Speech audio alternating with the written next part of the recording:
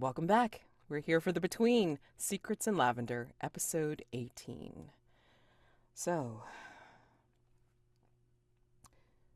I think we will enter in with a few, not stingers, but a few interludes.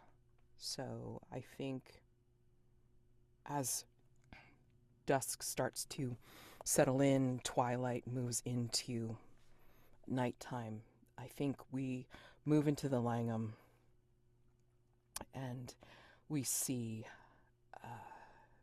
our three-piece suited, short, squat American tipping his bowler hat up as he looks at his tall companion, still rough and ready, still kind of sullen looking, and Taggart will kind of clean his gun and say, well, I don't know about you, but I think I'll be doing a little bit of more hunting tonight. I think, you know, prey tends to come out when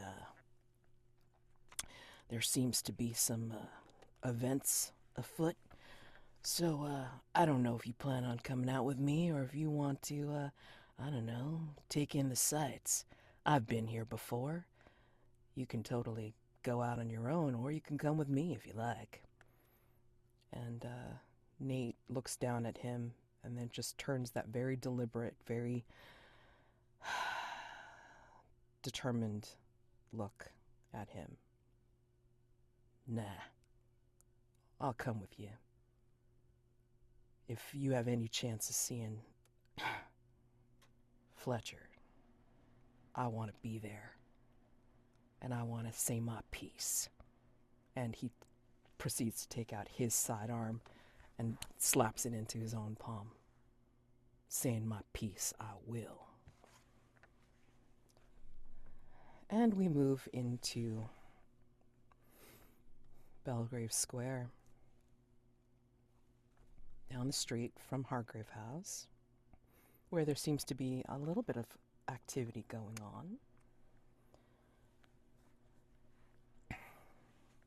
We hear the strident voice of Mrs. Pemberton Potts directing Laurel to grab some of the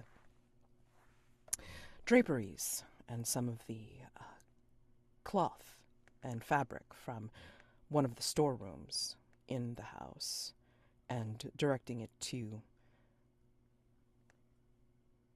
some of the other wards to hurry and make sure that they get their costumes together for the upcoming event this evening.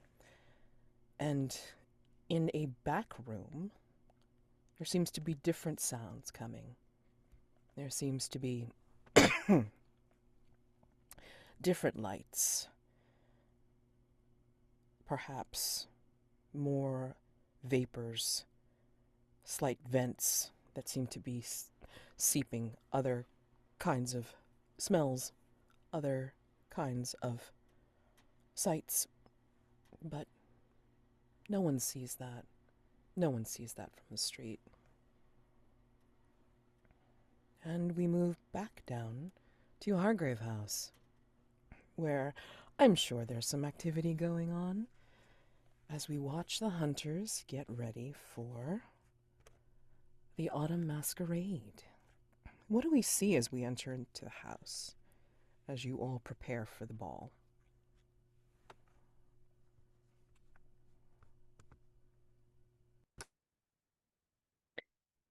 Oh, Ellie is taking way longer to get ready than she usually does, that's for sure. Uh, there's not noise coming from behind the door, possibly apart from some rustling fabric, but just usually she's, you know, throw on the coat and go. And very much not the case tonight. Uh, I think that there are, for the first time, a couple of Felix's followers just going around Hargrave House, getting this and that, and preparing, just getting maybe a piece from the hunter's room and bringing that as a reference point, or going down to the kitchen to prepare a snack or something. And he's turned it into a project.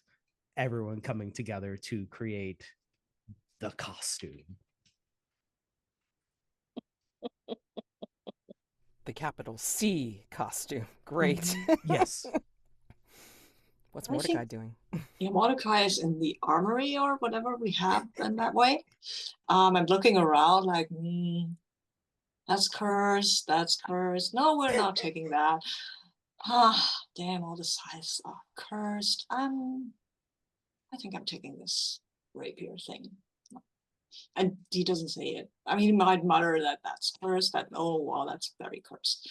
And then he takes a slender sword and says, okay, it's good enough. And also cursed. That should be fine.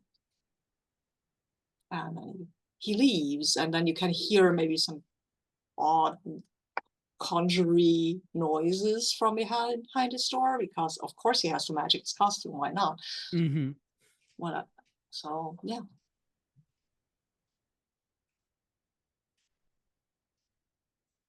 We're all trying to create suspense as to what we're wearing.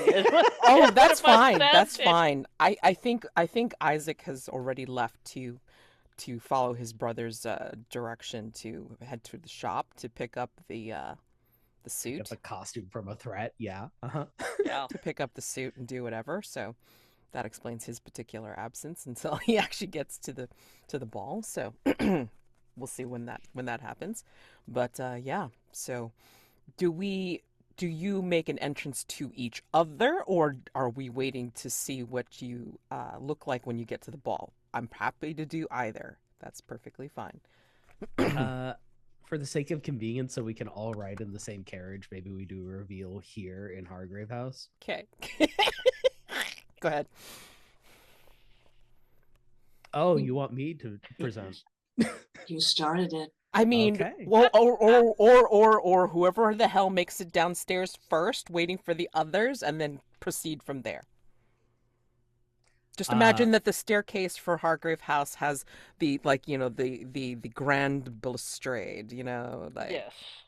top of the stairs, and then like leading down. So Sure. Then Felix's followers will go ahead of him. They wear light silk togas with marble half masks, daggers at their side, and they herald his approach as he steps down wearing a porcelain mask, a solid white gold helm, silk cloak, wearing a shield with a Medusa upon it and a spear, and an interpretation of Athena Nike, goddess of victory.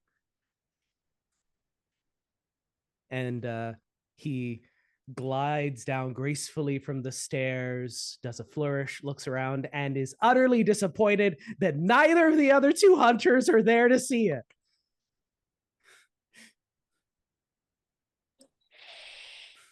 I think Mordecai can be the next person to enter. The stair is well lit, right? So it's bright enough. So what he's wearing is a suit, basically a very fine, elegant black suit with a black shirt, black cravat, everything black. He's wearing a Venetian kind of mask with some red highlights on it. And his face, it's usually quite white as it is, has some painting on it that makes it look like a skull. When the light changes, there are probably shadows. As he moves into a shadow, you can see that the suit and mask weren't black at all. They're kind of light grayish white, or are they? Because you can see them perfectly, even in the shadow, they stand out. And the only thing that is unchanged are the red highlights on the Venetian mask. And when he steps into the light again, it's Is it black again or dark gray? And he wears, of course, the sword. And instead of a boutonniere, he wears some kind of branch, a dead branch. Nora, as I said, is probably the only one who will recognize it. Remember that guy, the first dead guy we investigated who broke out of branches? It's one of these.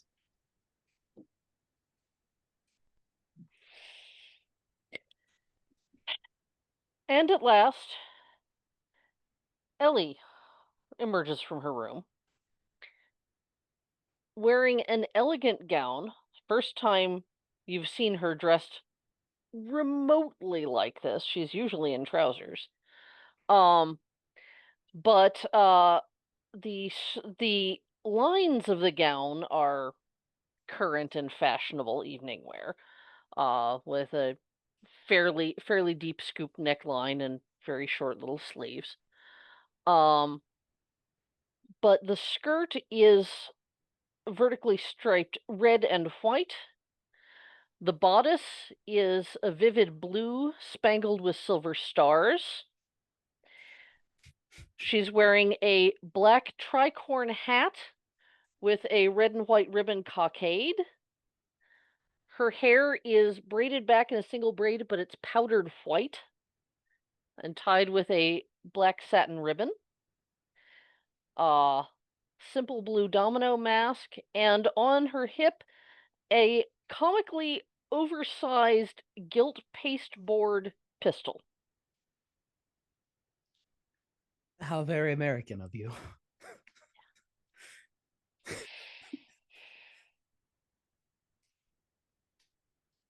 Felix will take everyone's measure.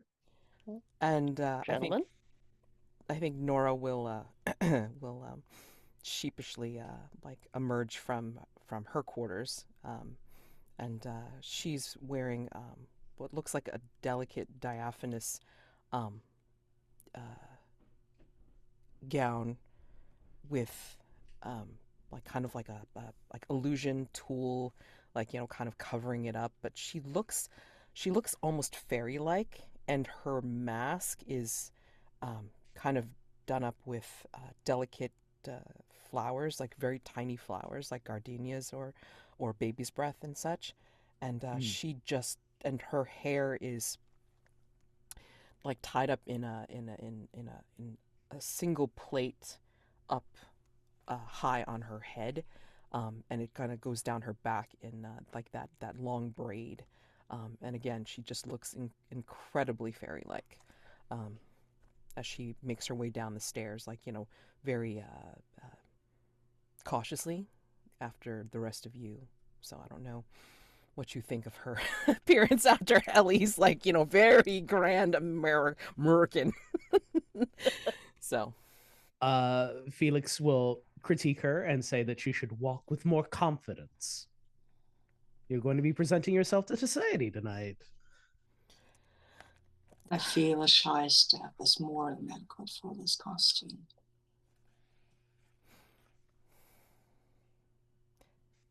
Not everybody needs to stand out, Felix. Says the guy who is standing out at every lighting with his costume, right? Felix doesn't even look at Mordecai and says, she does tonight. thank you. You look lovely. Thank you very much. I hope Madelancholy will like it. He seems to like flowers. I mean, he seems to like you, honestly. So he'd probably like it. It looks very convincing. Well, enough of this gawking.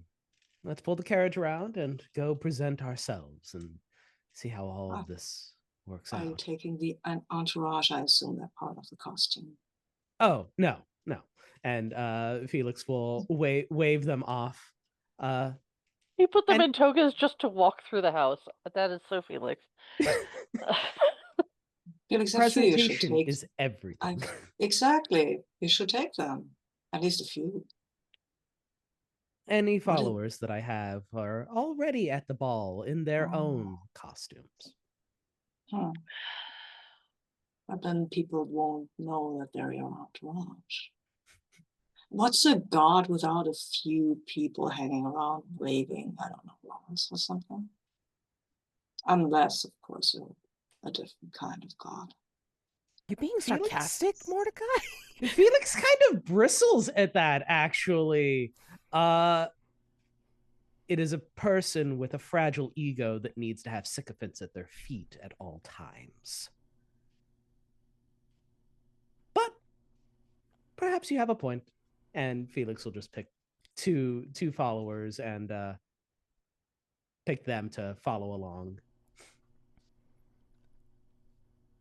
I mean, Mordecai gives a grin, which looks like slightly disconcerting with the skeletal makeup he's wearing. Because he's grinning anyway. yeah. Oh my god. And there are footmen, what's the word? Holds, like, on the back of carriages anyway. So if you have them on the outside of the carriage in their togas, it's gonna be a spectacle. I would say that. Yes. Oh, we have boy. footmen now. Yeah. Oh, Ellie, I have to say, you look very American. I assume that's the point of your costume. Indeed. Well, if there were any doubts, there wouldn't be after tonight. Unless that's to be ironic, I suppose. I'm not hiding who I am. I'm hiding my face. It's a masquerade, but I'm not hiding who I am. I admire the boldness, Miss Fletcher. Thank you. And, yeah. While we're complimenting costumes, Felix, well done. Thank you. I had some help. And your sorcery is impressive. It's definitely eye-catching. You're making do with the tools you have available. And it's commendable. Thank you, Otis. Nora will kind of sidle up behind you and kind of ask in a whisper, "Do you suspect that there will be trouble tonight, sir? This almost looks, like it is challenging. A challenge." What? The invitation? No. Mr. Lawrence's costume.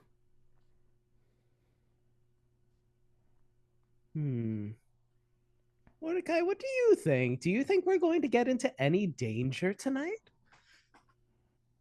Would be very, very disappointed if we did not. The danger, I turned him on, might be just to your stomach, your heart, the usual danger that you would encounter at a celebration. But there might be more. This city is full of, how would Ellie say, weirdos?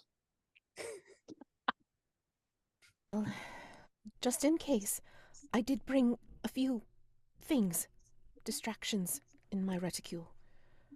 Very good. It always pays to be prepared. Yes, sir.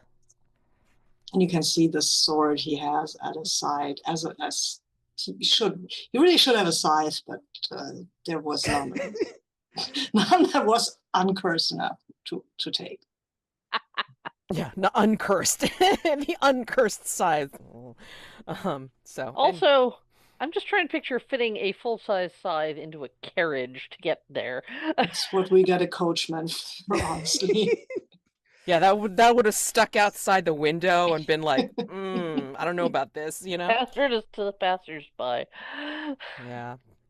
So, anyway, yeah, you guys will pile into the carriage, and of course the togaed footman will be outside hanging on for dear life. And so we will begin with the first unseen.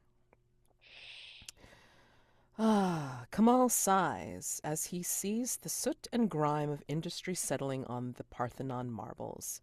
What scenes does he see of classical Athens that demonstrate its role as a dominant center of civilization and martial power, Kathleen?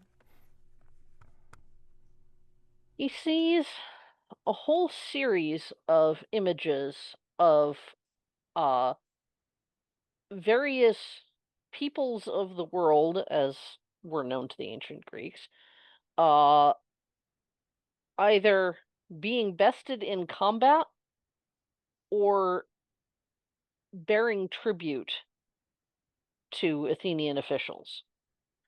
Uh Dressed all manner of ways in all manner of clothes that are very clearly not Greek, uh, bearing weapons that are very clearly not Greek. Uh, but in every one, they are being uh, humiliated and or simply slaughtered.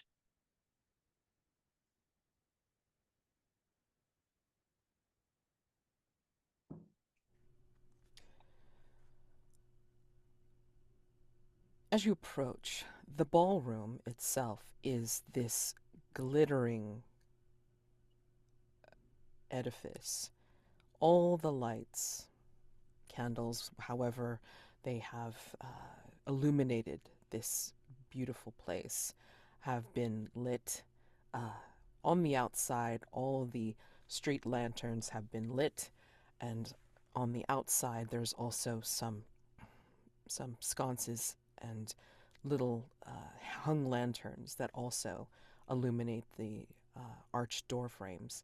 And you can see through that, through the double doors, the French doors, the uh, fancy dressed throng that have already gathered within.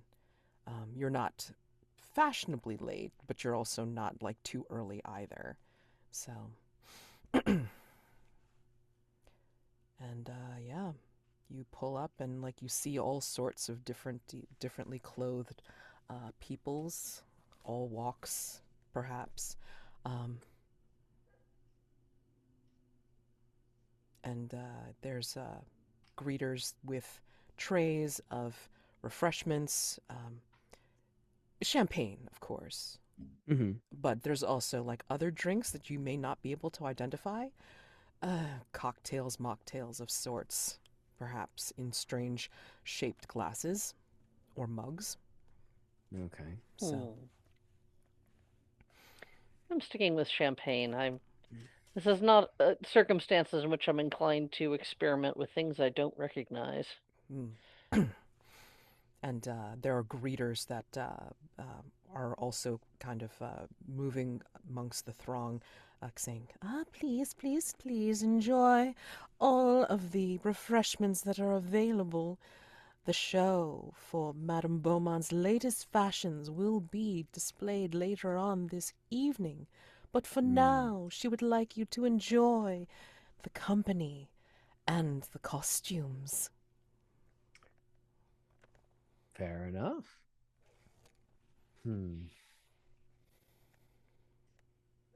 Mordecai will take one of the cocktails and probably something that's very dark red, just just to go with the vibe. Yeah. And we'll start then analyzing what's in it. I mean, basically, it smells like a Bloody Mary. So yes, he will then tell the greeter what is in this cocktail. In a very sepulchral voice. Yes, indeed. I hope you do enjoy it. I do not like tomatoes. Give it back to him and take something else.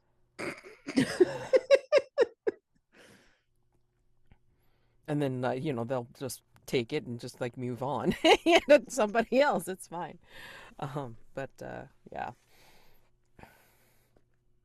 I mean, there's also like kind of like balcony areas as well, like where people have like gathered to talk and admire each other's costumes and such and so forth. Maybe there's like just mannequins that look plainly dressed, like some things that have already been seen in Beaumont's windows already, so draped in so like passe fashions that she's done already, But I mean, like, this is just the preview of, like, some things that she's getting ready to show for later. Okay. Felix is going to grab one of the unidentifiable drinks because what's life without a little bit of danger? And then, is our goal to stick together, or are we going to split up and get as much information as we can about the spider silk seamstress? That is up to you. I mean, like, take a look at the threat. I mean, like, what do you got still? You've got,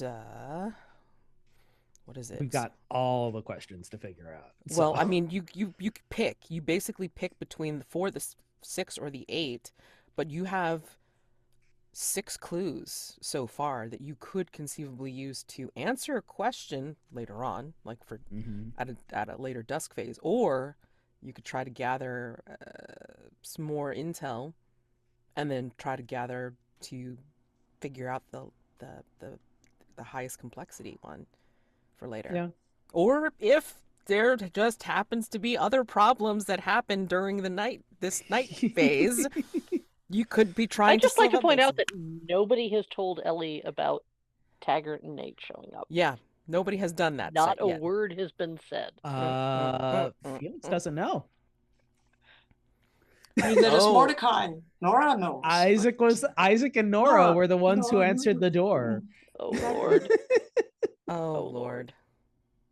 So we're definitely splitting up so that scene happens. So Ellie can get properly blindsided. Yes. Yeah. Well, I mean, okay. So let's see. Hold on. What were you doing in the last one? I'm sorry. I'm trying to think. You were confused by at the Royal Observatory. That's the last thing I remember. And then, and I wasn't there last week, so she hasn't had a chance to talk to you all day phase. Just in the carriage as we're getting down. Oh yeah, by the way, somebody stopped by to see you? No, I think no. I think perhaps like maybe in looking at kind of like looking at your costume after the first glance, and then thinking about it, because she's really thinking about Magla saying, "I'm sorry," like the poor woman is besotted. No, right? that's absolutely. The player thinks it's delicious that Ellie doesn't know what's going on. Yeah, but I think as you all like get out of the carriage, I think she'll have you hang back before you two enter in. I mean, if the other two have gone ahead, if the guys have gone ahead, she holds you back and says, "Miss Fletcher, I am so sorry. I forgot to tell you. I hadn't seen you all day, and I don't know if you had seen Mr. Wright." No, what? There were 2 visitors, Americans, to the house earlier today. Really? They were looking for an Evangeline Fletcher. Who were these visitors? One was a Mr. Taggart, and the other one said to tell you specifically, Nate's looking for her.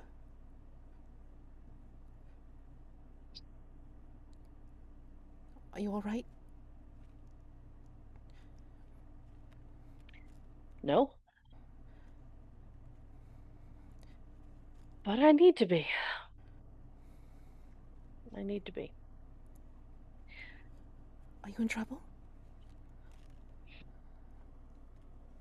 You could say that. If you see either of them, please tell me immediately. I will. I'm sorry, I neglected to tell you what... I wasn't around.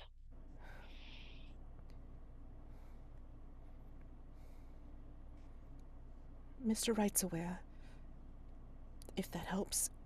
Unfortunately, I don't know where he went. Yeah.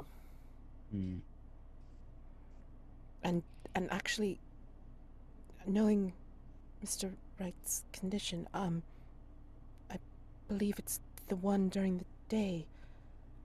He answered the door. So, this one might not It depends on whether they've worked out their communications, I suppose. But thank you for telling me. You're welcome. And she'll precede you into the ballroom.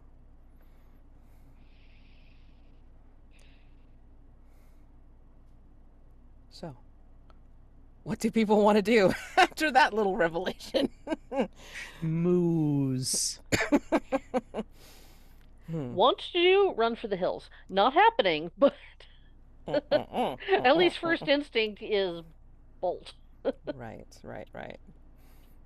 Mordecai wants to look for magic, traces of magic, sure. things that might be magic, because we know that the spider silk seamstress is not well. She is a supernatural thingy, right? So we know that. Oh yeah.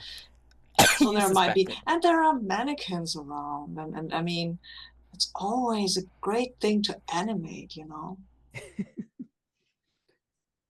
Mordecai will look into at least a little, once he's done his investigation, he will look into how to animate these things, just, you know, in case. Are you investigating in a particular way? Are you just seeking with sensitivity? I think I'm just drifting around, keeping my senses open, and all right. Yeah. Well, and kind of scaring people maybe a little. Yeah. You present a particularly grim Yes. grim shadow as compared to some of the more gaily dressed participants. Yes. Like bring the temperature down a little. Just a little. They give you a wide Mm. berth. Let's put it that way. If there are groups, they split. There are always those who will find this appealing, though. Oh yes. But I'm curious about them. They will. Some of them actually. Like there's a particular woman that will actually kind of join you in mid stride, I'm sure, and Sounding off.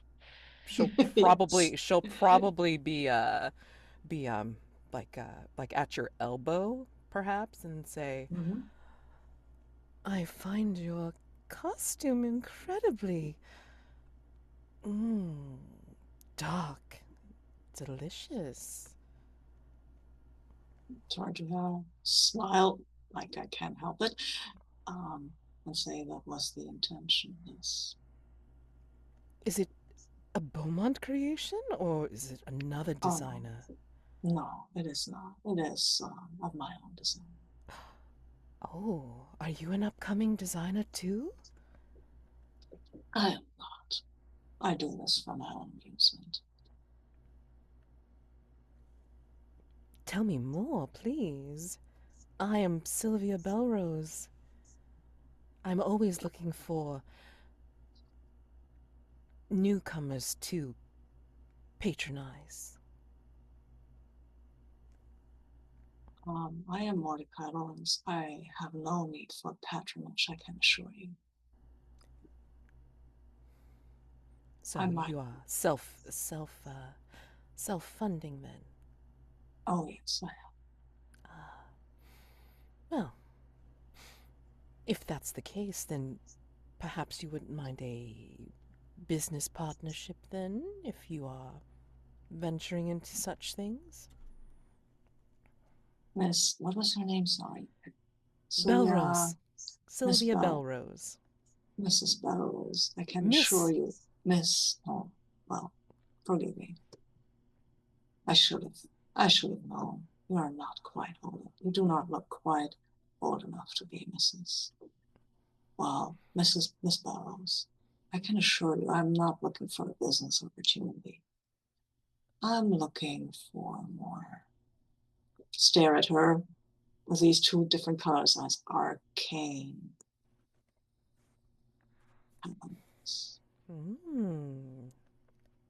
Really? Well, I consider myself a bit of as she's holding a silver cigarette holder. I consider myself a bit of a amateur occultist myself. You do. There's nothing amateur about me, I can assure you. No. No, not at all.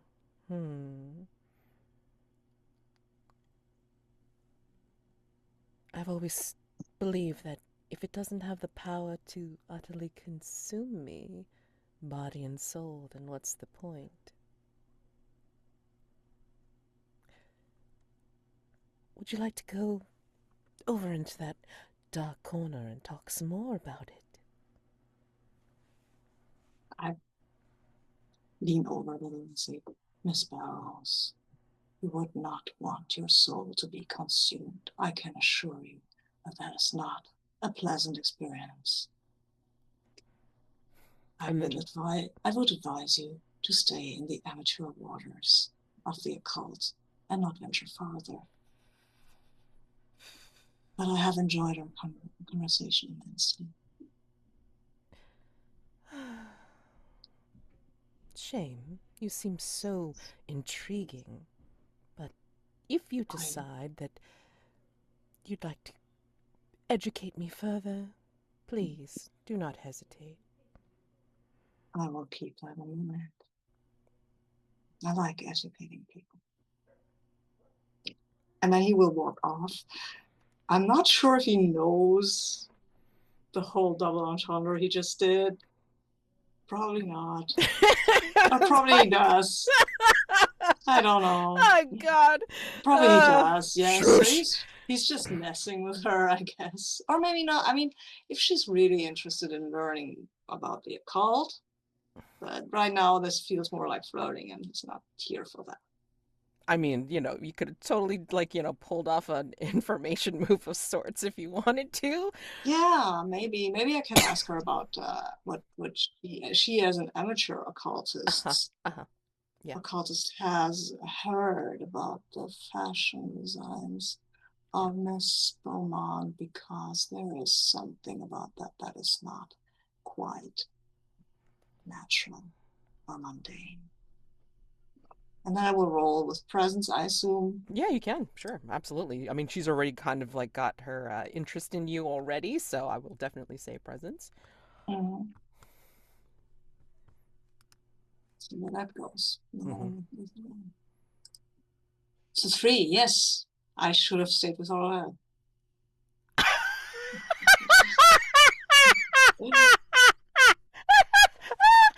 First round of the game, yay!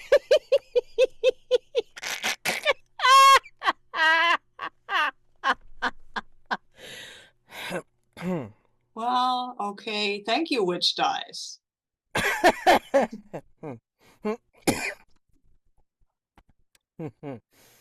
never change my name again at the start of the game. That's for sure. Sorry.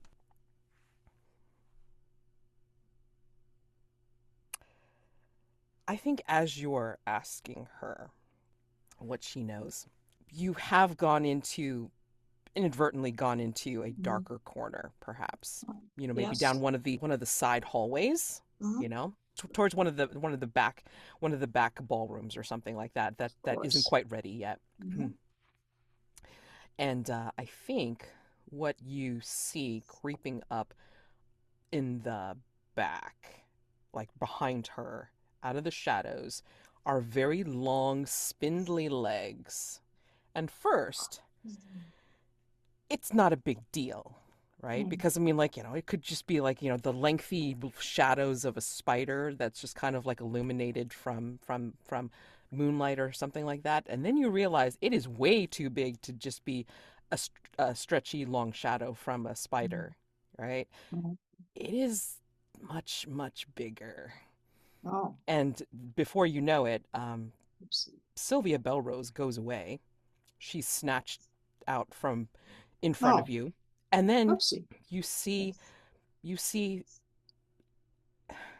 6 glowing ruby red eyes staring at you from the darkness, and you hear, "Ah, Mr. Laurence, welcome back," as 8 sharp, talons just shoot out and stab you right through your torso Ow. That and pull you into hurts. the darkness. I feel that I should have used a mask here, huh? For this 3, you may want to bump it up. Yeah, I'm just letting you yeah. know this is what would happen if you... Yes. Okay, I don't have that many masks left, but you know what? I don't really want to die and be sucked dry by a spider. That seems like would ruin my costume. Let's see what I have. Huh. I could do the cosmic passage. Reduce your reason by 2. I mean, that might be interesting for contact with the spider and its venom. Could also, I'm going with a mask of the past though. You're going to do a Mask of the Past? Okay. Yes. I mean, I want to get through of them, all of them, eventually. Okay. Alrighty. So you don't have to do that now, obviously, but basically it bumps you up to 7 to 9. So Yes. let me give you a clue, and then we'll give you the complication afterwards as I move to somebody else. So let me see what I've given you so far. So what are you specifically asking her about? Like you're asking her about like her connection to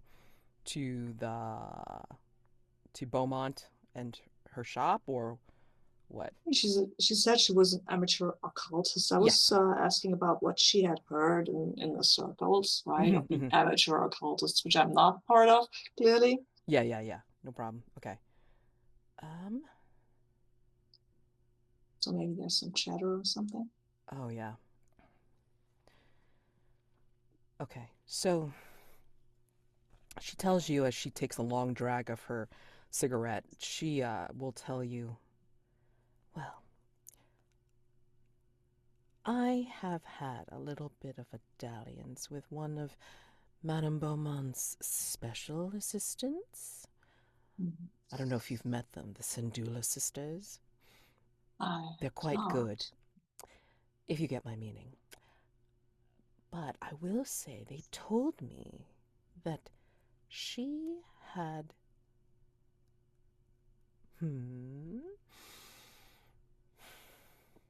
Beaumont herself had sent a letter about a marital engagement. Oh.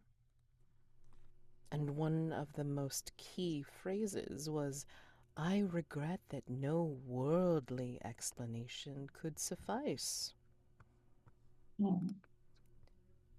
That is not a usual phrase used when you are calling off something simple as a marital engagement.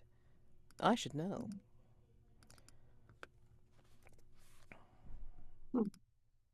I have no experience with calling with any marital engagements myself, but it is interesting.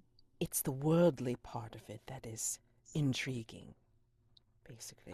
Yes, I understood that. Thank you, Miss Barros. Takes another drag of her cigarette.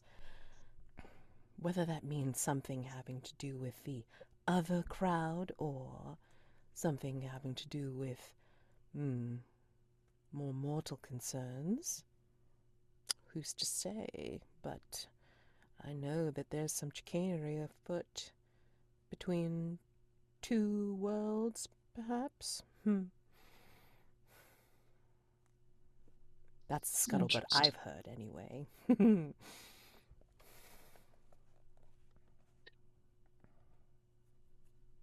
That was very informative. Thank you. You're welcome.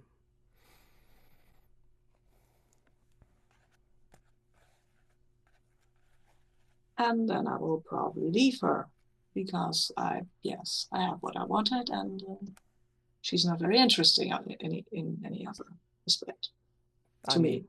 Yeah. But as you wander away, I think something will happen, which I will let you know about after I return from somebody else. Cool. So, Felix. Yes. Where have you gone? Who have you tried to schmooze? Whoever has the most interesting costumes, just make myself appear prominent to be approached, and then as that happens, I would like to just do information moves with presence to gather as much information as I can about the host. This is her party, and the more that we can figure out about this weird spider lady, and the better, and just get this lady out of our hair. Wonder why. No personal stake in this. I just want to help London. Yeah, I think your footmen are following along, of course, and like people are already looking at them and then looking at you of like, who is this personage that is just like so grand and so, so breathtaking and such, and you almost don't even notice because it's like, of course, it's like, people fawning over you, and it's like so attractive, so beautiful, so whatever. Yeah, thank you for the compliment. Yeah. I mean, yeah. So and maybe like, a few of them kind of like, surreptitiously whisper to you, as your followers, which you recognize behind their masks and such. They're fully costumed, of course. Yeah. And they might fall into line behind you if you let them, or they will just kind of hover. So as you move around, they'll move around with you, like in your orbit. Okay, I have a follow up once. So once I have enough of a following here, I'm gonna find like a room separate. Yeah. And I'm gambling den in the middle of this party. Yeah, but I think before you even get to do that, I think there's a kind of flurry at the entrance at the triple doors, whatever the hell the major entrance is, and you spot. Now, of course, you can't spot her, but you definitely spot. Sorry, trying to count. 4 tall figures, also all costumed, and then like when like you kind of get a closer gander as people part to let them through. You see like the smaller, tinier figure of Mrs. Pemberton Potts leading them. She's tiny, okay? I told you. What's she dressed as? She is dressed as a. You'll appreciate this. She's dressed as the Queen of Hearts.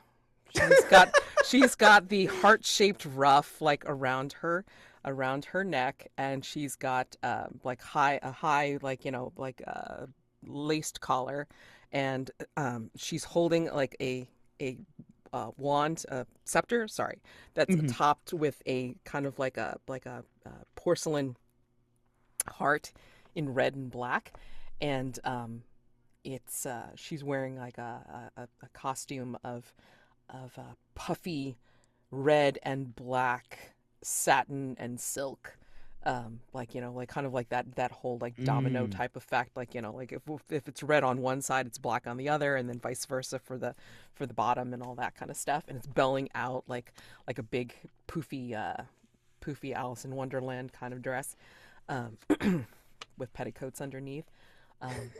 But the look on her face, instead of looking very aggressive, is like very placid as usual. It's like, oh, how wonderful! This is absolutely beautiful. And she has like a little tiny crown on her head, Oh, on her white bouffant. Yeah, Felix is gonna make a beeline to go and say hello to Rose. Yeah. Ah, Mr. Ocasio, isn't it? You are quite dressed. Of course, it's a masquerade after all, and you, Rose, look absolutely regal. Thank you. And then she just like takes that deep curtsy. And you can appreciate my wards. They are also looking quite dapper. Yes, I see you have quite the theme going. So the theme is Laurel is dressed as, and I don't recall correctly because I forgot to look it up before I came to table, but Laurel is dressed as Annie, I can't remember the last name, that pirate, the female pirate, and And Bonnie? Yes, Anne Bonnie, thank you. And Dr. Holzer is dressed as the male pirate that like was her lover for the longest time. I think it's Blackbeard. If not Blackbeard, then the you know, the other guy. I can't remember. So he's like got the great big beard and all this kind of stuff, complete with eye patch over his over his spectacles, which is really funny. But he still looks amazing. He still looks. You can still tell he's incredibly attractive underneath it all. And you got Madelancholy, who seems to be dressed in what looks like a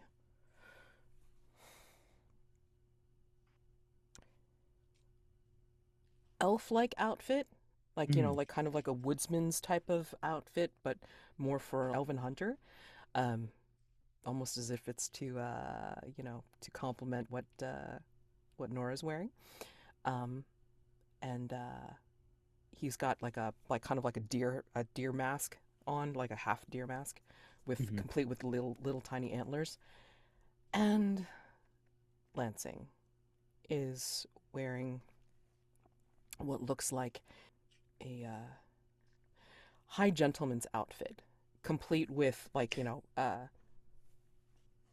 top hat, like high collar, like a gentleman of a different time, basically. Yeah, and he's looking very good. Let's put it that way. Ellie caught between extreme paranoia from Taggart and also, man, Lansing though. He cleaned up nice. Let's put it that way. Cleaned up real good. So yeah. So they're all there, and while she's talking to you, they've dispersed. Maybe Dr. Holzer and Laurel have started to, go and mingle, and Maglasang is surreptitiously going to find Nora, and Lansing is making a beeline for Ellie. Okay. Then before we pass the spotlight to Ellie, then may I make an information move Absolutely. with presence as I just gossip with the Mastermind? Absolutely. Let's see how successful you are. It's not a night move, so I don't need to do the whole what do I think will go wrong. No. Okay. It's pure information move, but you have to tell me like what specifically you are trying to ask her about using your influence. Just what does Or she charming. know? Yeah. What does she know about our host? It takes a particular person to have a masquerade. Okay. That is a 10. Okay. With a 10, let's see. She's a very giving sort of woman. So let's see. 2, 3, 4, 7. Okay. Do I, because I'm talking to the Mastermind, do I just mark a mask so that we can get additional lore and get a Mastermind clue? Yeah, if you want. I mean, like basically it's a 10. It's a 10, and then like you. Depends on how you feel about spending another mask. Yeah. Because if you spend a mask, then it goes to 12 for sure. It does. Yeah. That's up to you. I'll save it because right now I have Most Beloved and I'm waiting for the other shoe to drop. All right. Well, I do know Madame Beaumont, of course. As I've said before, she was actually wonderful enough to, with her, of course, her assistants, made this wonderful costume for me. Oh, do tell. It was not by my request. It was actually because we've known each other for a little while. I came across her work, what was it, a few years ago, I think. Yes. We met over tea. And, yes, she was telling me all sorts of stories from when she was younger, and we commiserated over certain things that we had in common, and it was just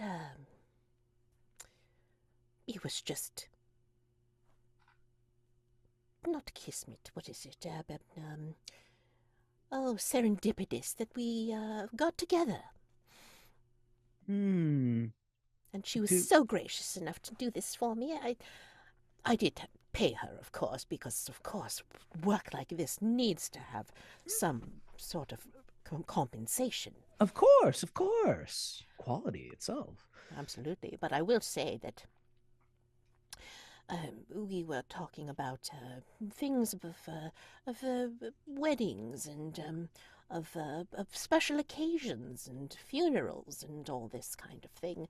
And she had told me once about a strange circumstance in making something for a particular wedding where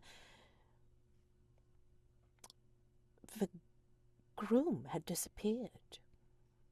And the only thing found of him was a severed human hand. Goodness, how ghastly. But it was strange because it wasn't current, it wasn't recent.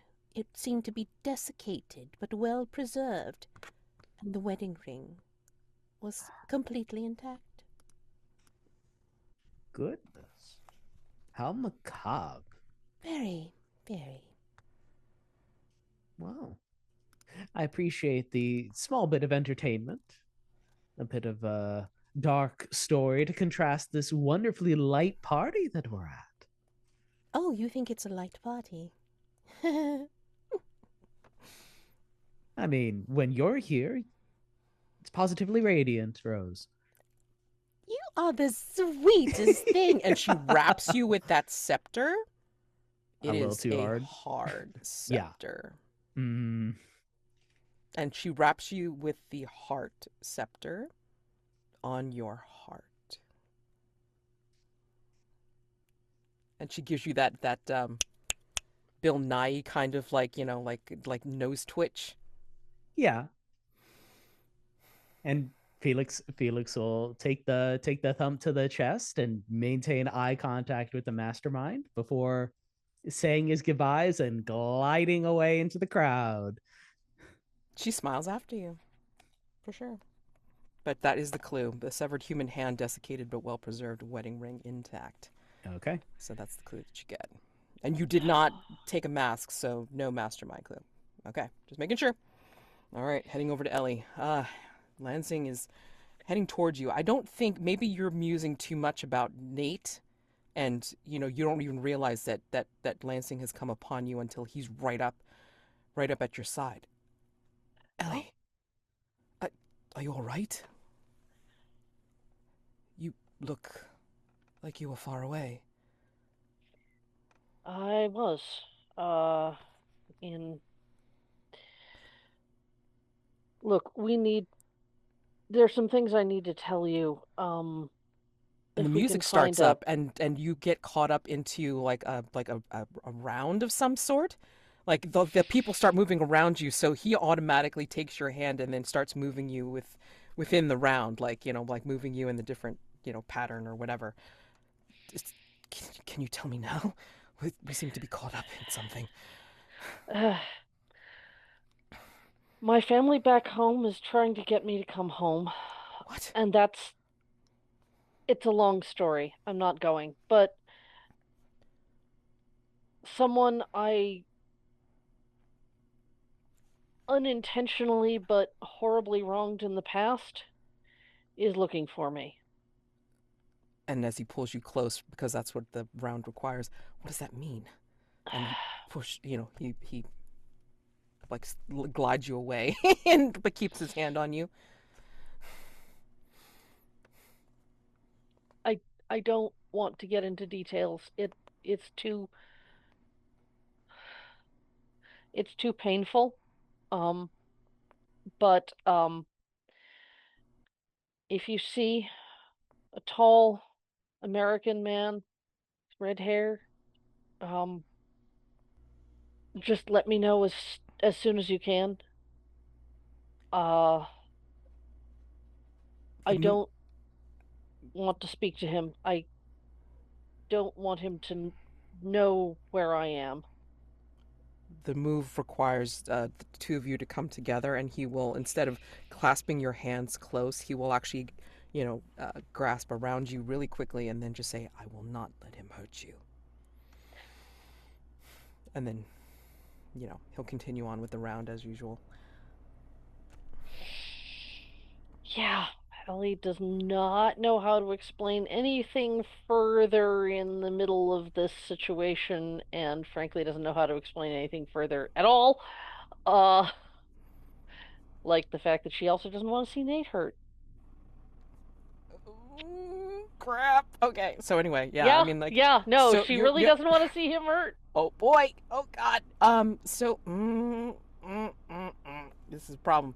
Anyway. Yeah. He. As soon as the round is over, he will push you both out of out of the dance, and like push you towards one of the balconies, one of the balcony areas, and say, "What is going on? Who is this person? Or people?" He and I were close once. How close? Very.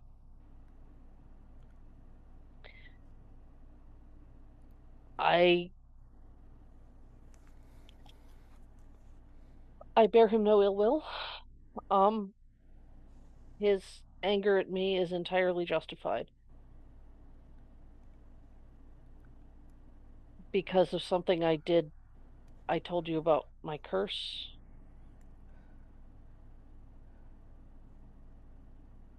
Did you hurt someone? Ellie. What do you want me to do? I just thought you ought to know. I don't. I'm hoping that he'll give up looking, or that I can find a way to discourage him. And the man he's with is slime. Is hired, I think, to find me, but I don't really care what happens to Taggart, but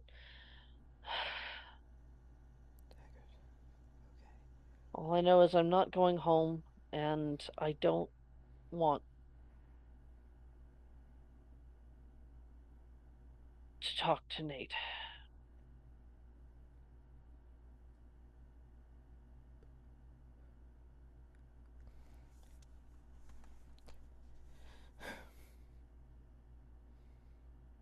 But if I do see this Nate, what?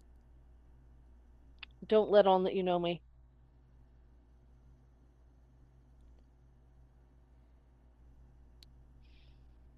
If you find out what he knows, that's wonderful, but probably best not to. Best not to engage.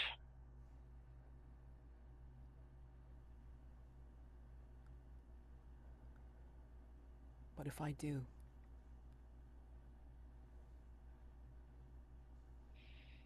Would he tell me the truth?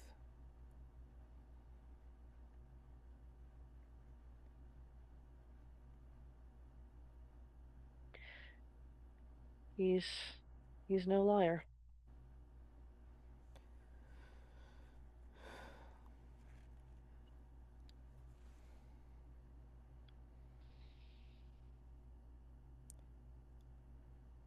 I will look into this Taggart, and I will do my best to ignore this Nate for you. Thank you.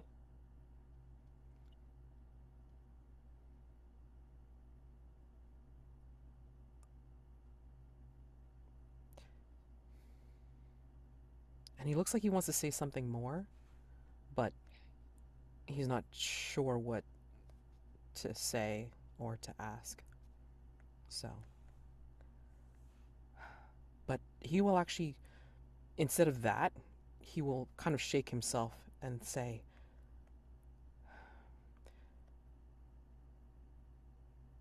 regardless of my feelings, I should let you know that I did find out something while I've been staying at Mrs. Pemberton Potts. And he will kind of move next to you and have you move with him as if you're looking out over the balcony at something.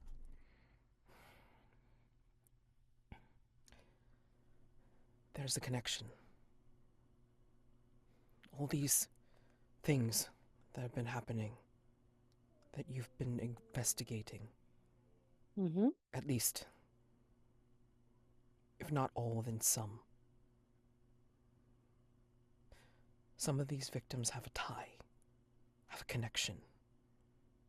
I haven't quite figured out exactly what the tie is, but there is some. There is something. I don't know if that helps, but there is something odd about my benefactor. Yeah. And I'm there to discover what that is. And that is one of the things that I found out. Well, thank you. That may be very valuable to know. And please do tell me anything else you learn. I've been concerned about Ms. Pemberton Potts for some time. I feel she's been sending Hargrave House messages in the form of bouquets. She does love her flowers. It is a profusion of flora within as well as without the house. Yes.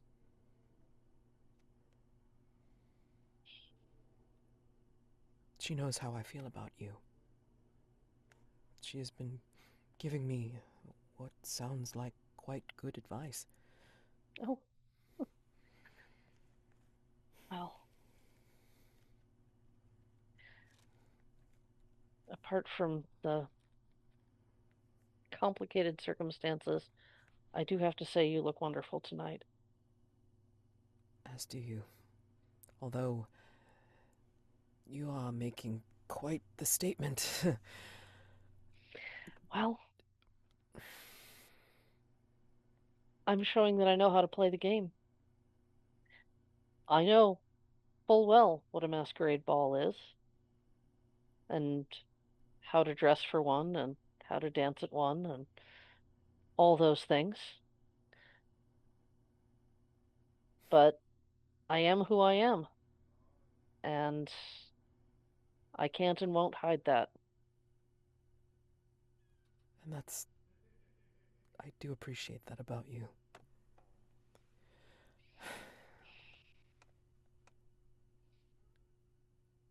Hopefully we can find some time to actually talk. Ellie. Yes. Yes. We need to. And he leans in closer, but then he notices something beyond your shoulder. Oh, that's interesting. What is it? Look. I turn and look. On another balcony, you notice behind like some of the high trees, you spot Nora's familiar costume and an elven hunter leaning in quite close. I had no idea that...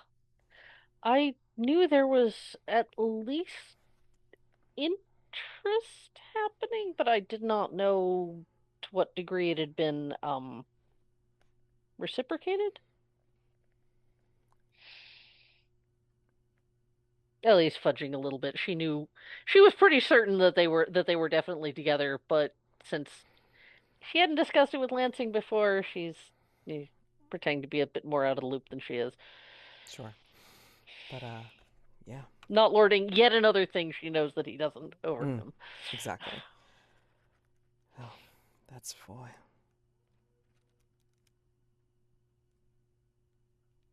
him to speak about if he so chooses, just as it is for me to discuss if I so choose between us. Yes. And yeah, I mean, unless you want to like question him further about something else, I mean, we can Nope. go to the next prompt. All right. Sabine, polishing the marble floor in a room of Roman relics, Kamal takes a moment to look around. What items tell a story of the supposed decadence of Rome? I think items kind of stuff. Okay, so what we have is, I think let's have a helmet, like polished with gold inlays and this laurel, surrounded with this laurel, like, and that is, and I think Kamal looks at it like, isn't that too heavy to wear? Probably not for a battle. And then there's a placard that tells of triumphs, like how you do it in Rome, what comes with a triumph. And there is a little, I think, a little explanation about how the general who led the legion would get to wear this helmet and be accompanied by his entourage, and the people that were captured, prisoners of war, and all the good things that they captured. And there are other items from that, like some baubles that were supposedly in the same triumph.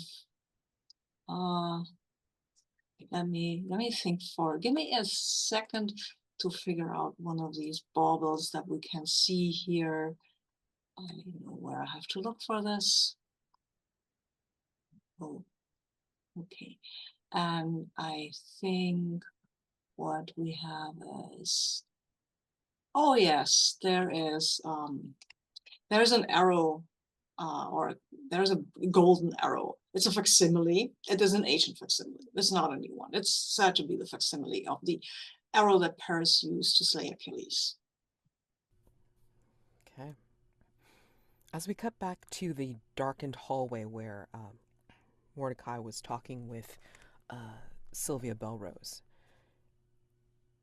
I think as you turn away and make your way back to Can I ask follow one her. question? Yeah, go ahead. Before, I never learned what costume she was wearing, Miss Belrose. Oh, yeah, she was basically wearing a shepherdess's outfit. You know? No. Yeah. Oh So no. it was like low cut, Uh-huh. with Okay. like a hitched up skirt, to show off some leg. Excuse me, like an ankle. And like Very unpractical. Very unpractical. yeah. But yeah. Anyway, Yeah. maybe she had like a small shepherdess's crook in her hand and stuff. But okay. So you make like you're gonna follow her back to the main ballroom. But I think a movement catches your eye from on the other side of the hallway. There's a man that's crossing towards the back ballroom, and he has his mask hitched up, like like he could pull it down at any second, but it's hitched up at the moment. And when he kind of like crosses the hallway, and he takes a glance at you, you recognize him as Serapio. Oh, I was wondering when I could find that guy again. Yes. Yeah, and Very good. he takes a glance at you, doesn't stop, and then just kind of pulls his mask back down, and then like heads into the back ballroom. Oh, I'm following. I wanted to talk to him anyway. You follow. I need more pupils for my school, not cult school. Anyway, yeah, I mean, like, he's dressed actually like his mask is of a wolf. His costume is of what looks like a general's costume of all things. Yeah. So anyway, yeah, with high boots and like jotters and all this kind of stuff, and yeah, he's clomping into the back ballroom, and there seems to be somebody back there directing him. Make sure to move this particular mannequin over in that spot right there. Right, that way. And, yeah. He's, helping to move some of the mannequins into a particular position. There's, like, 12 mannequins here. And, like, this back ballroom is huge.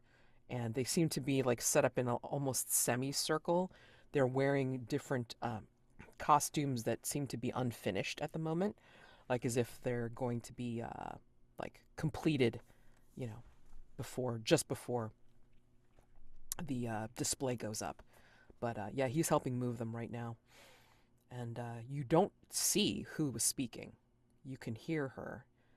Maybe you recognize it as the dulcet tones of Madame Beaumont, but you don't spot her anywhere here.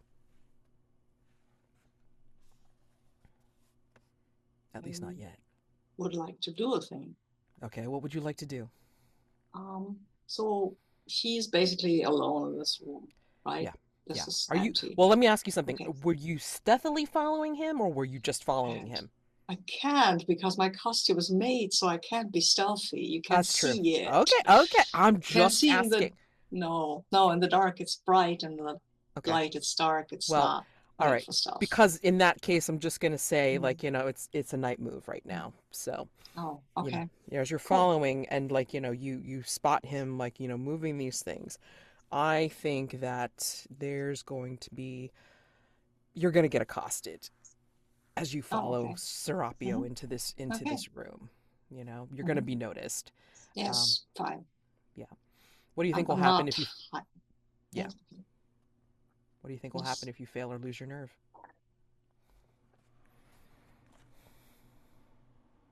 I think if I fail or lose my nerve, I think there won't be a chance of me recruiting him to my whatever that is going to be.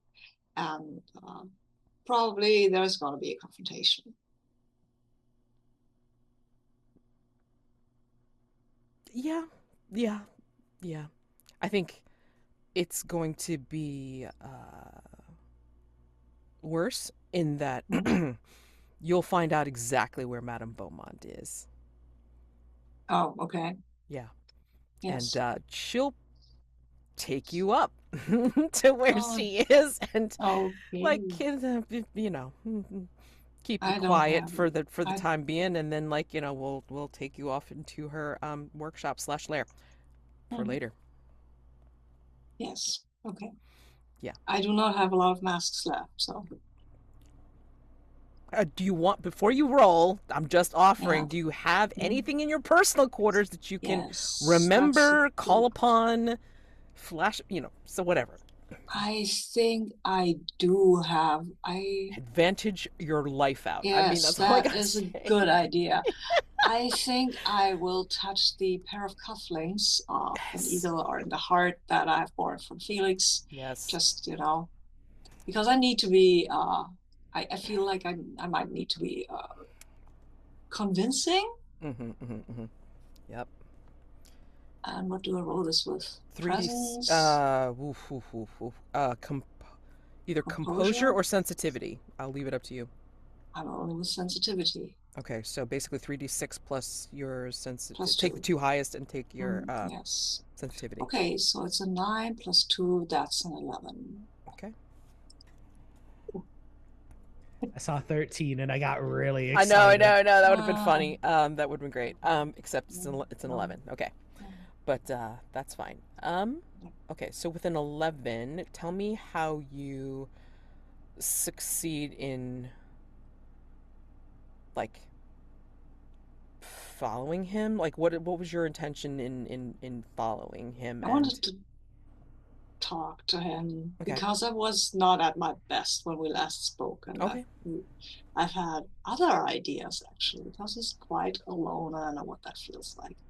Oh, okay. All right. Well, yeah, I mean, if you go ahead and since you got the 11 narrative control, what do you say? What do you do to get Serapia's attention? I think I will step into the room. As I said, I'm not trying to hide myself because I really literally can't, and I will then say, Serapia. Oh. And he brings his mask up. It's you.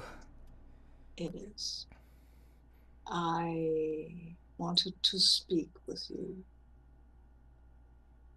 I feel the last time we met, I was too harsh.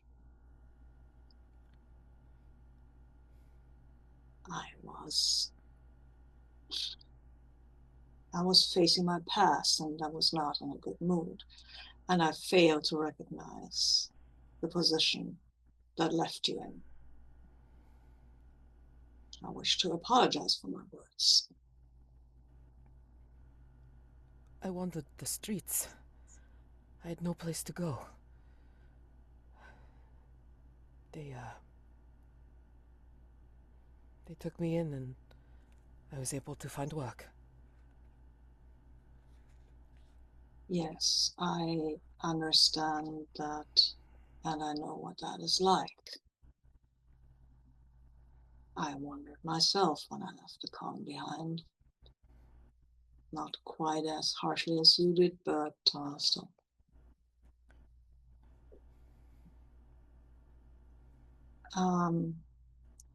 Serapio, I have the feeling that Miss Beaumont might not be the most gracious benefactor.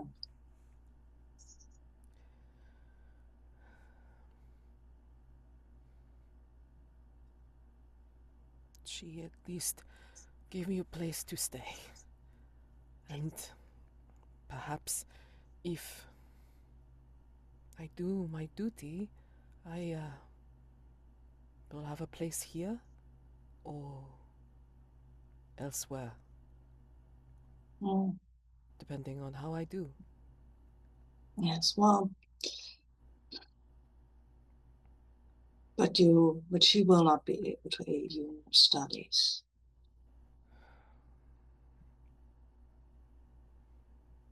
What I am meaning to say, what I'm meaning to say is that I might. I have thought about what I said to you, and it was not. I was speaking to Raphael, not to you, honestly. He said that you turned your back on us. You turned your back on his teachings. I turned my back on the order and their idea of killing everyone they deemed a monster. I thought that was arrogant, and I thought they were wrong because they were hunting quite ordinary people. Little things, witches. There are your monsters. They need to be opposed. But not in the way Raphael taught. How can I tell? He called you monster at the end. He's not wrong.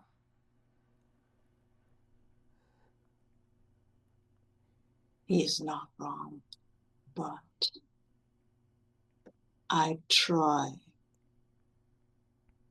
to use my powers, which are monstrous. Do not make a mistake. To use my powers to strike at those who can strike back, and not at those who cannot, usually.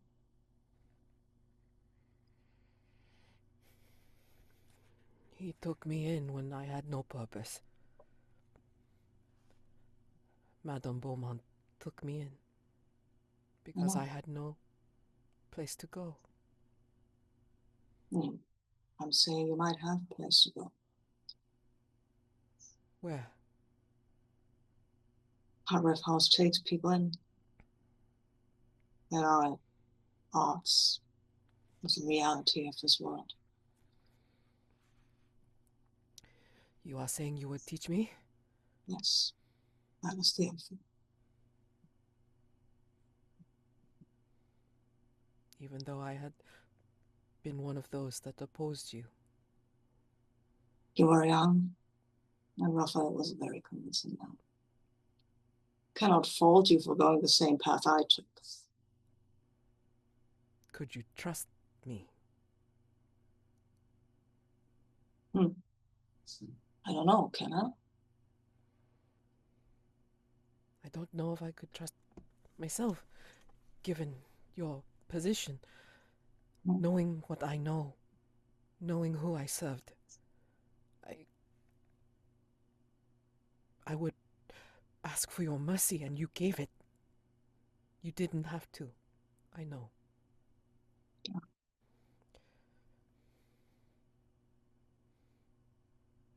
Maybe I am more soft-hearted than I gave myself credit for.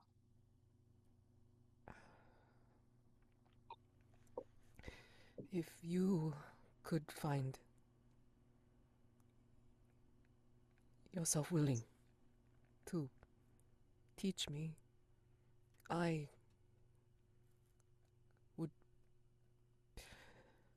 be so willing to learn. Well, that's all I'm asking for. If I teach you, be willing to learn, and well,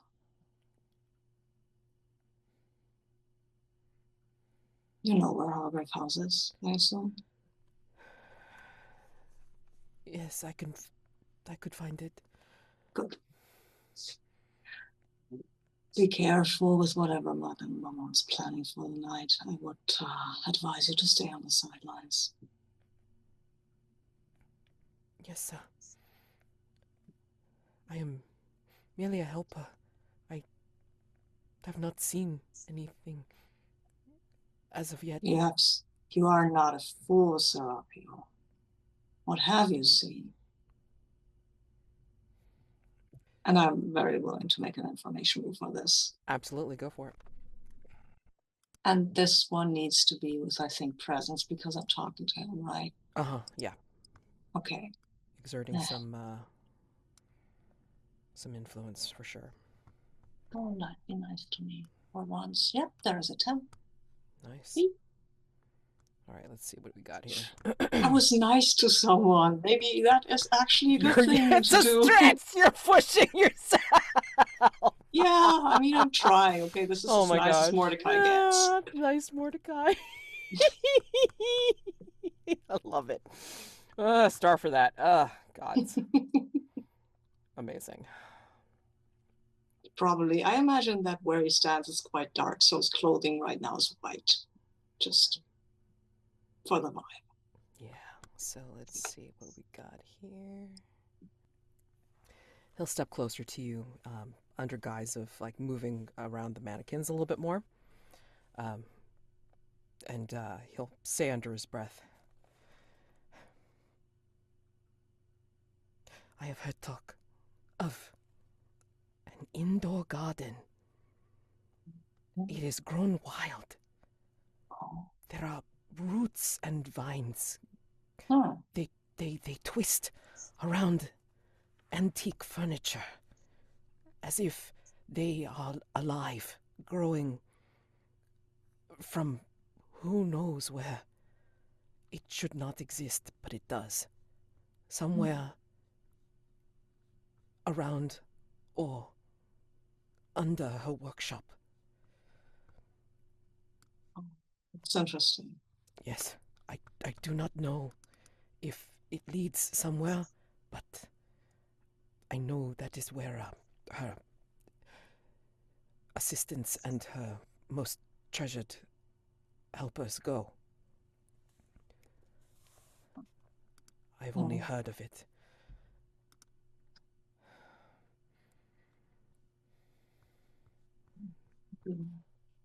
Thank you, Sophie. You must go, sir. We should not be seen talking. Not yet, baby. Yes. But Then I will go and sweep away. Yeah. Unless you wanted to say something. He wanted to, but he wanted to ask, before you swept away. But it is okay if I visit for now? Oh. Yes. Yes. I'm not nice enough to warn him about Felix. Okay. Well, anyway. That's your clue. The oddly placed indoor garden. Okay. So, heading over to Felix. Yep. You have talked with Rose. Mhm. Did you leave her or she left you? I forget. I left her. Okay. Got it. And I want to say it's a little bit later in the party, and we found a large ballroom of some kind, and I've started a gambling den there. Yeah. I've replicated a sort of tiered system where people who are just starting to gamble are on the outer part of the ring, and then as you become more and more successful, or you start gambling more and more, it's closer to where I am, similar to the Dog and Whistle.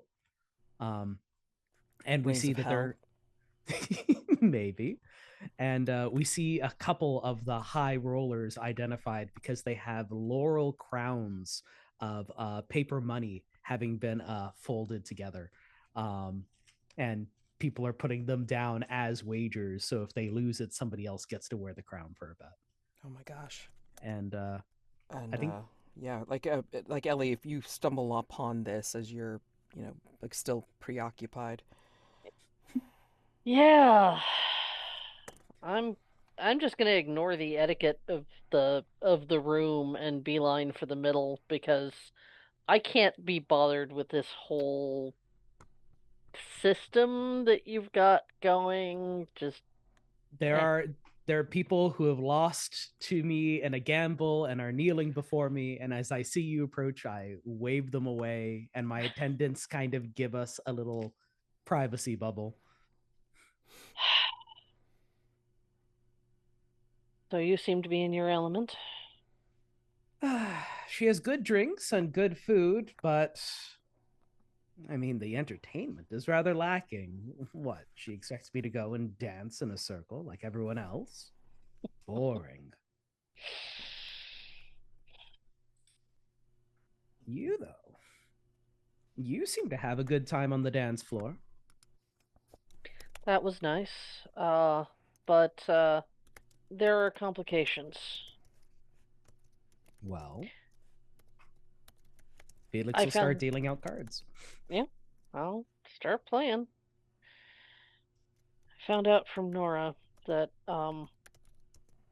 well, I hadn't mentioned that my family back home is trying to get me back. And that is not happening. But I think they've hired someone. A hired gun from America, and it has you shaken. That's not what has me shaken. Taggart's a slime ball. I don't want him here, but I'm not worried. Someone came with him. If you encounter a tall, red-headed American man named Nate, please don't acknowledge knowing me, much less where I am. Let me know as soon as possible. And why is Nate after you? You said Taggart was a hired gun. It's personal.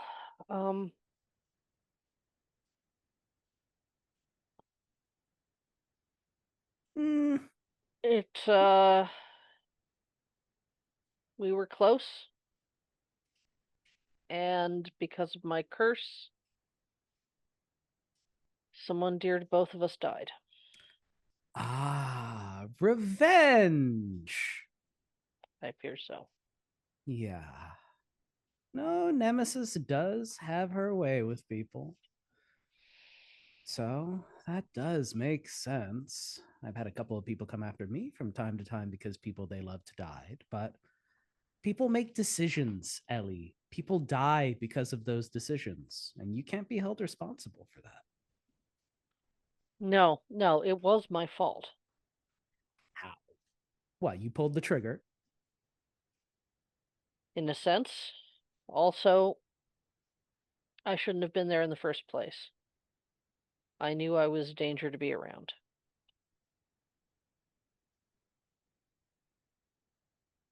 Ah, so this is related to your condition.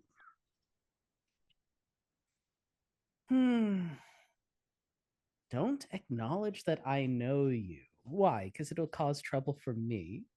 One little American is going to stir up trouble from the guy who's fought empires, led armies, collapsed cities. Please. The less contact he has with any of us, I'm hoping he'll get frustrated and go away. Oh. You care about him. And Felix will swap a couple of cards. You're trying to keep him safe.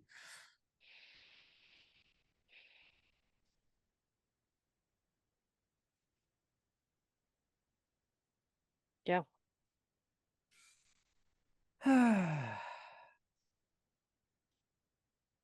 And how's that working out for you?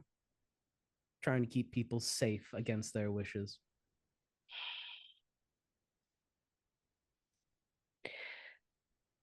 Look, I didn't come here for advice. I came here to tell you what's going on. And I'm holding up a mirror, Ellie. Do you remember the first question I asked you back when we first met? What made you beautiful? I do. Ah, such a wonderful time. And your response was your freedom, your sense of independence. And that comes with consequence. And you would rob other people of that freedom of choice, of that consequence. I don't want to see him. I don't want to see him hurt. That's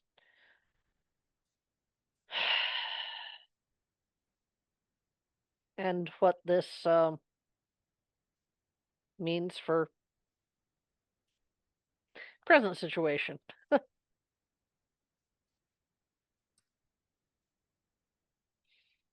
What are you willing to give, Ellie?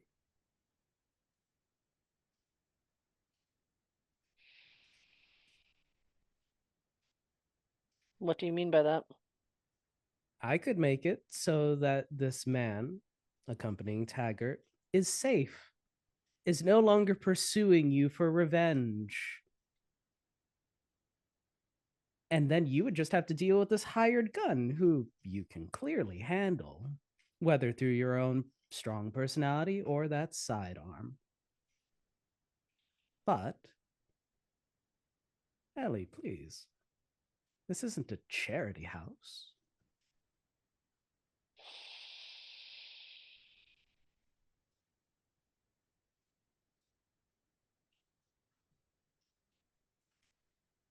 Your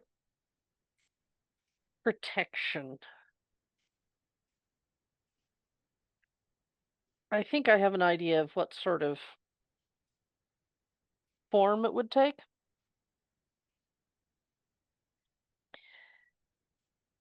I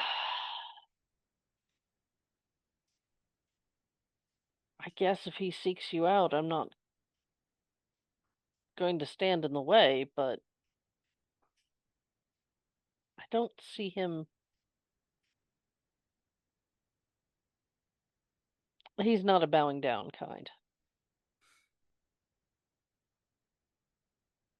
No, but there are other ways to convince someone. Giving a different target, perhaps, for revenge. Giving them something greater than revenge to pursue.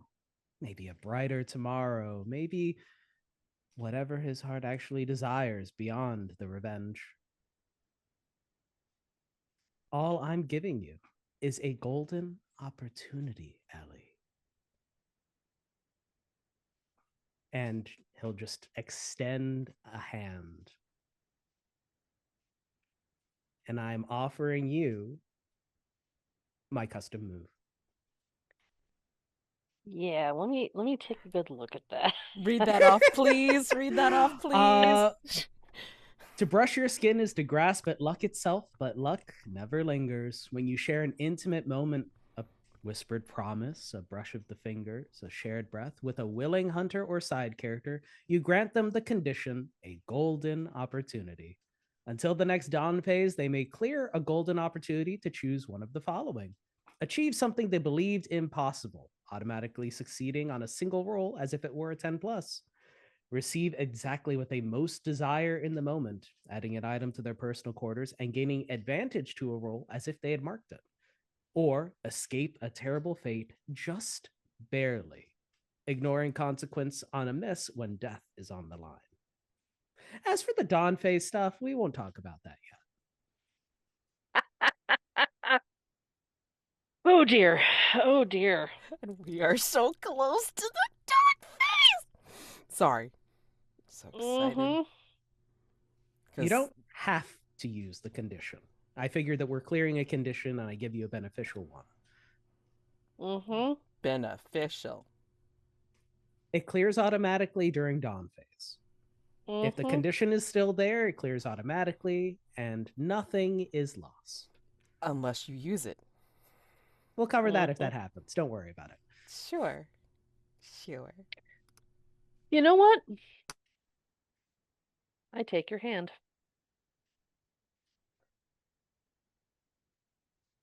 If he should approach, you don't have to do anything. We'll let nature just take its course.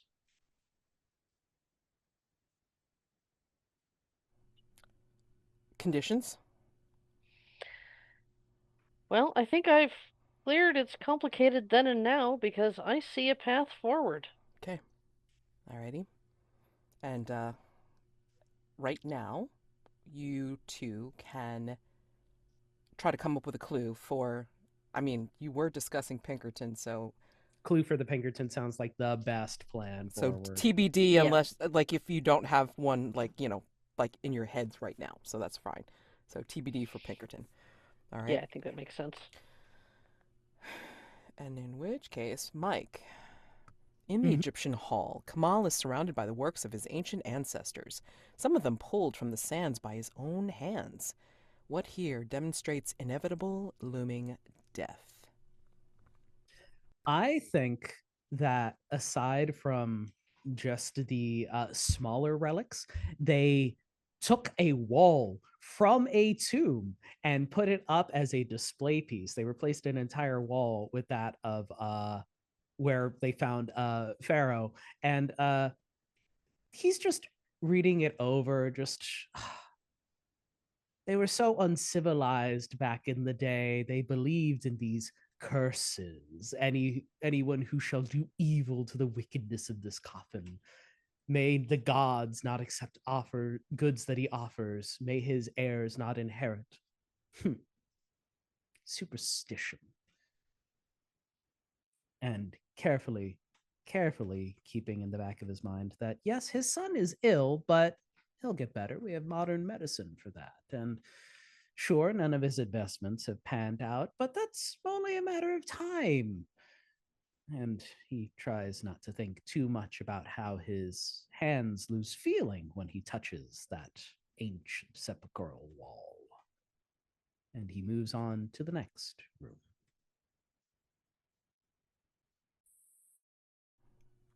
Oh boy. All right. So, we go to...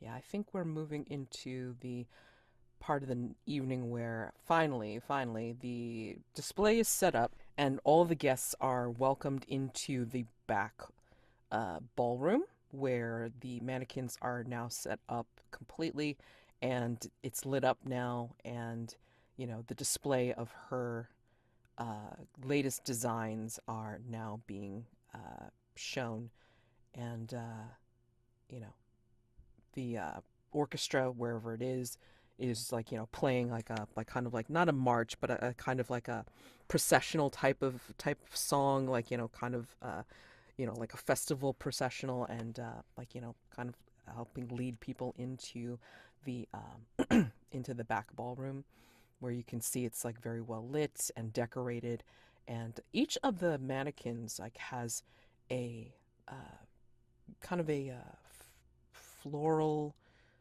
type of arrangement at its foot, like almost to complement the colors of each of the designs, right? So one of them again, like autumn, since it is an autumn masquerade, like maybe like one is more in reds, like another one is more in orange, another one is more in like deep amber yellow, and so on and so forth. So just like deep colors of the autumn, like they're spaced well enough that people can come round and admire them from different angles, and the light catches them in strange ways, like an iridescence that you wouldn't normally see in fabrics, a color that's so saturated but yet so subtle. So it depends on who's beholding them, basically.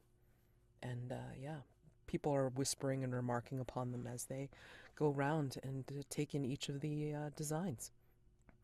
Embroidery on them, the fabric, the cut, even though these mannequins are obviously not alive, I mean, it just makes the clothing itself looks lively. And the woman of the hour herself is striding amongst her guests, gliding amongst them. Her costume is rather resplendent, where it's fully petticoated, bustled out, however you want to term it, in like this gray / threaded black, and it has this shimmering silk threads atop it, and her mask is this 3-dimensional piece of what looks like stranded webbing with dewdrops on it. And her hair is in 2 crowned plates on the top of her head. And she's accepting people's congratulations and, admiration, like from all sides, as she stands there or moves between them all. So.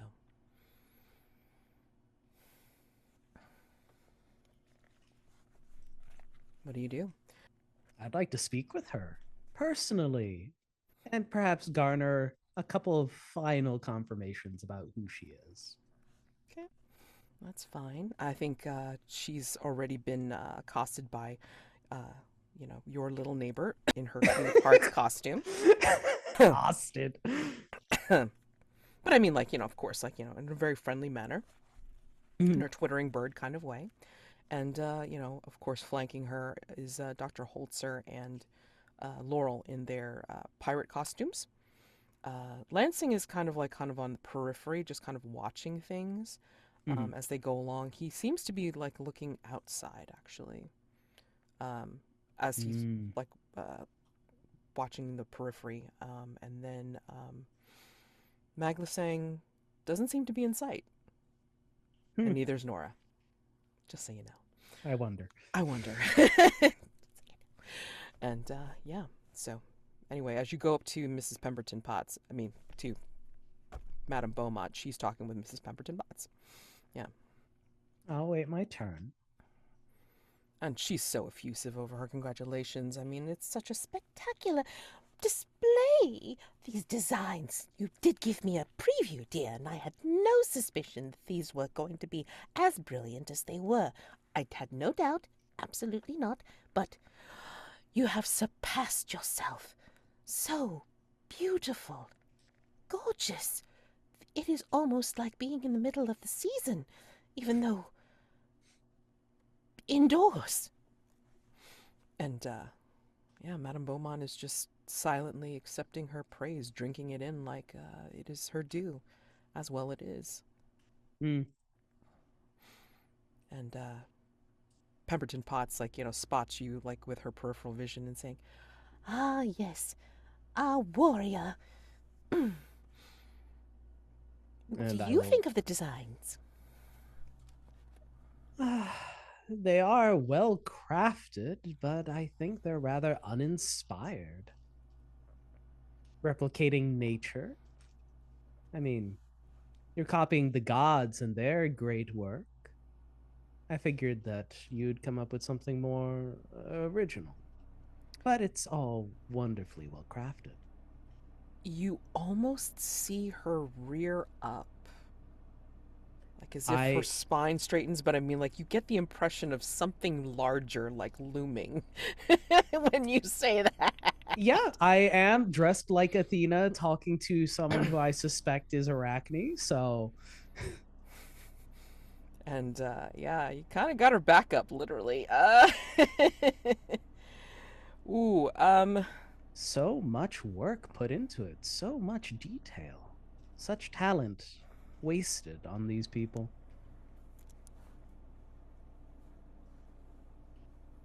it is not wasted effort when you are trying to draw them in for a language that is closest to what they speak, as you possibly well know, Mr. Ocasio. And Archie Felix will smiles. look her in the eye. But it doesn't satisfy, does it? It doesn't fill that void. Giving constantly, taking what dregs you can. I speak from experience.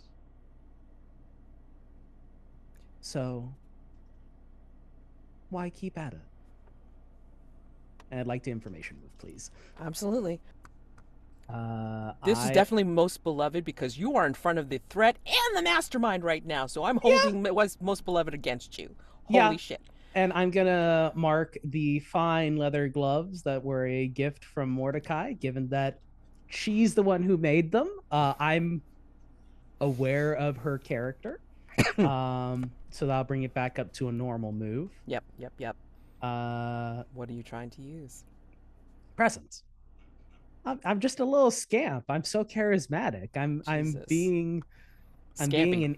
I'm being an irritant, but it's for a good cause. So you say. Oh my gosh. That is a 9, and I will mark a mask. And if you don't mind, I'd like to narrate the mask now. Oh, okay. Mask. As there's that moment where they make eye contact and Felix talks about giving and how empty it is. We see young Arachne, that shepherdess that was sold into slavery and then rescued, and how her talents at weaving brought renown, brought fortune. And we see her outfits changing. We see her moving to a large city where there's an altar to Felix. And we see that in the beginning it's lavished with gifts, and she's humble and kind and generous. And her homes get larger, her clothes get more fine, and the offerings begin to trail off, and she's not as generous, as kind. And the more prestige, the more wealth that she gains, the more arrogant she becomes, the more entitled, the more cruel, and her weavings suffer for it. And eventually it gets to the point where her art doesn't impress. It no longer satisfies. She loses friends, compatriots, and there comes a time where she spends the last dregs of her funds to lay an offering at the altar to Ocasio, and there is no reply. She's bound to misfortune and driven to desperation. And then we're back here with that very same face looking down at Felix.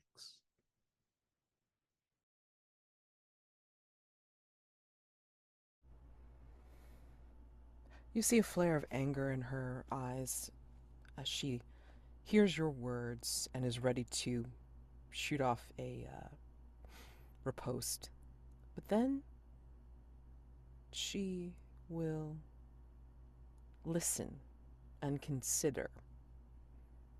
And she will not back down, but then she calms down, and you see like her eyebrows furrow behind the mask.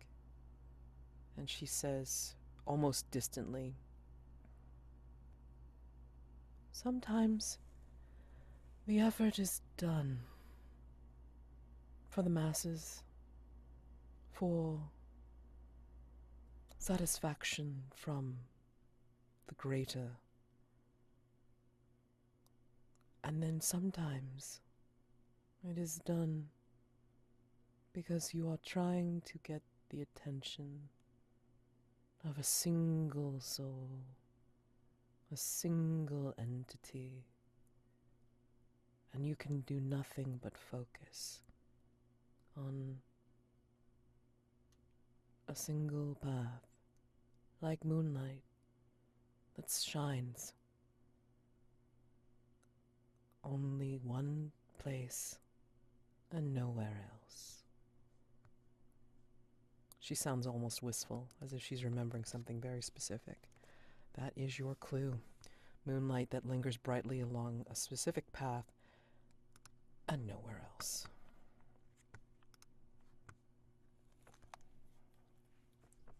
And we can pan over to someone else. I think that's a good point. Mordecai,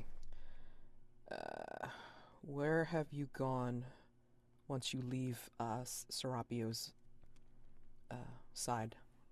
I think I might want to check out where my other Harvard House people are, because I think I might have to tell them. Yeah. I mean, maybe not Felix, Ellie. At least Ellie. Yeah. Maybe this is where you meet up with Ellie after she comes out of the gambling den. So, yeah. So, you two meet up even? I mean, like, and then what do you say? What do you do? I think I will. Yeah, exactly that. No, I think Mordecai will approach you. You will see him coming. You will also see that people will maybe get out of his way, because he's kind of creepy. Also, I'm used to the creepy, but I'm aware of it. Yes, he seems kind of satisfied with himself. There's another one of these weird drinks now that has changed. You haven't seen one of those because it's like this milky gray that kind of switches with his costume, whatever that is. But and he'll come up to you and say, "Ellie, how's this event treating you?" That is a complicated question. I was not aware it was. Well, I received some news as we were coming in. And I ought to let you know that there are 2 people looking for me. Americans. Oh. The one called Taggart. Play with as you wish. The tall, red-haired man named Nate. Please, don't tell him anything about me, but let me know if you see him. And I would rather not see him hurt. That is very specific. Yes, it is. Well, I assume you will at one time in the future tell me why that is and who this person is to you. It's a very unpleasant story, but under the circumstances, it would only be fair. But Well, complicated for now. yes, I mean, we will have more time, hopefully, to talk about these things. Unless we get eaten by the spider silk seamstress, of course, that would preclude this. From behind Mordecai, you see that Lansing makes a start as he's looking out the window, and he is edging out towards the doors. He's leaving. Your boyfriend has a BMS bonnet.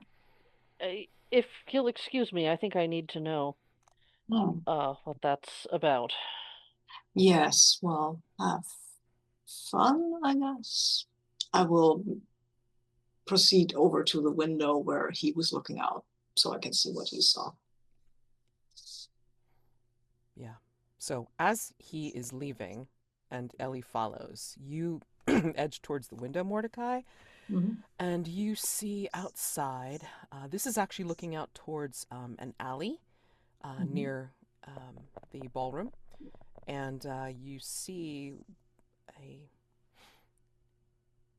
bowler hat and an individual wearing a three-piece suit, and you see a taller individual that seems to be wearing a disreputable American-type hat and looks rather rough and ready with his clothing underneath as well.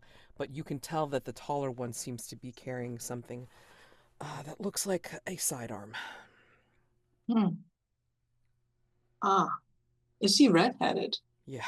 Well, you can't really tell because the hat's on his head. He might be. And Ellie is rushing in the direction of those. Oh, well, I think that requires my my attention. I will stay at the window and look out and see what's going. I can't catch up with Ellie without being super undignified. I might send one of my spirits to warn her. Ooh, I could do that. You can. Oh, you have to do one of your spells, I think, to do that. Yes, I'm being so fucking nice today. You are being so fucking nice today. What's wrong with you, Mordecai? Yeah, I don't know. It's Ellie, I guess. It's probably her fault. I love you guys so much. Can I just say that right now? Star for the care that you people are doing, because normally Hargrave House are assholes to each other. I'm just saying. So anyway. Yeah, we're kind of assholes to each other, but in a friendly fashion, right? Yeah. They're on our side. Shit stirrers, I guess. Shit disturbers. I mean, the thing is, we'd be super assholes to each other unless somebody else comes into the picture. Oh, that's true. That's true. Yep. Right? Yep. The big, you mess with one of us, you mess with all of us sort of approach. I love it. I love it. Okay, so what would you like to do, Mordecai? I would like to use the right of salt and smoke, I guess. Okay, do what? To do communicate with someone you do not share a language with. I don't know. Do something that's beyond human limitation, I guess. Just send over a spirit to tell Ellie, hey, these people are there, and don't be careful. Okay. Alrighty. Roll with sensitivity, I believe. I'm rolling with sensitivity, and I am using one of my items. I have so many items now. I think I will use. Yeah, for advantage, exactly. I think I will use. I have this small leather bag with charred bones that I will give to them to play with, and yeah.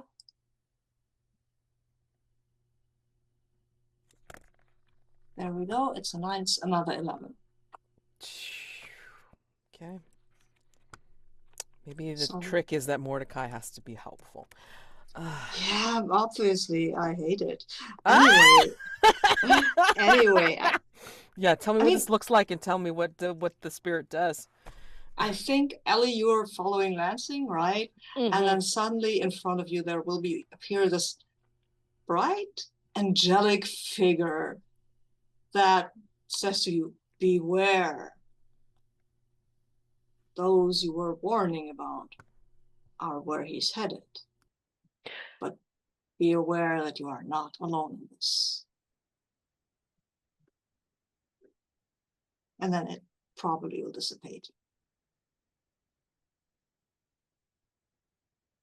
Rather than continuing to just rush forward,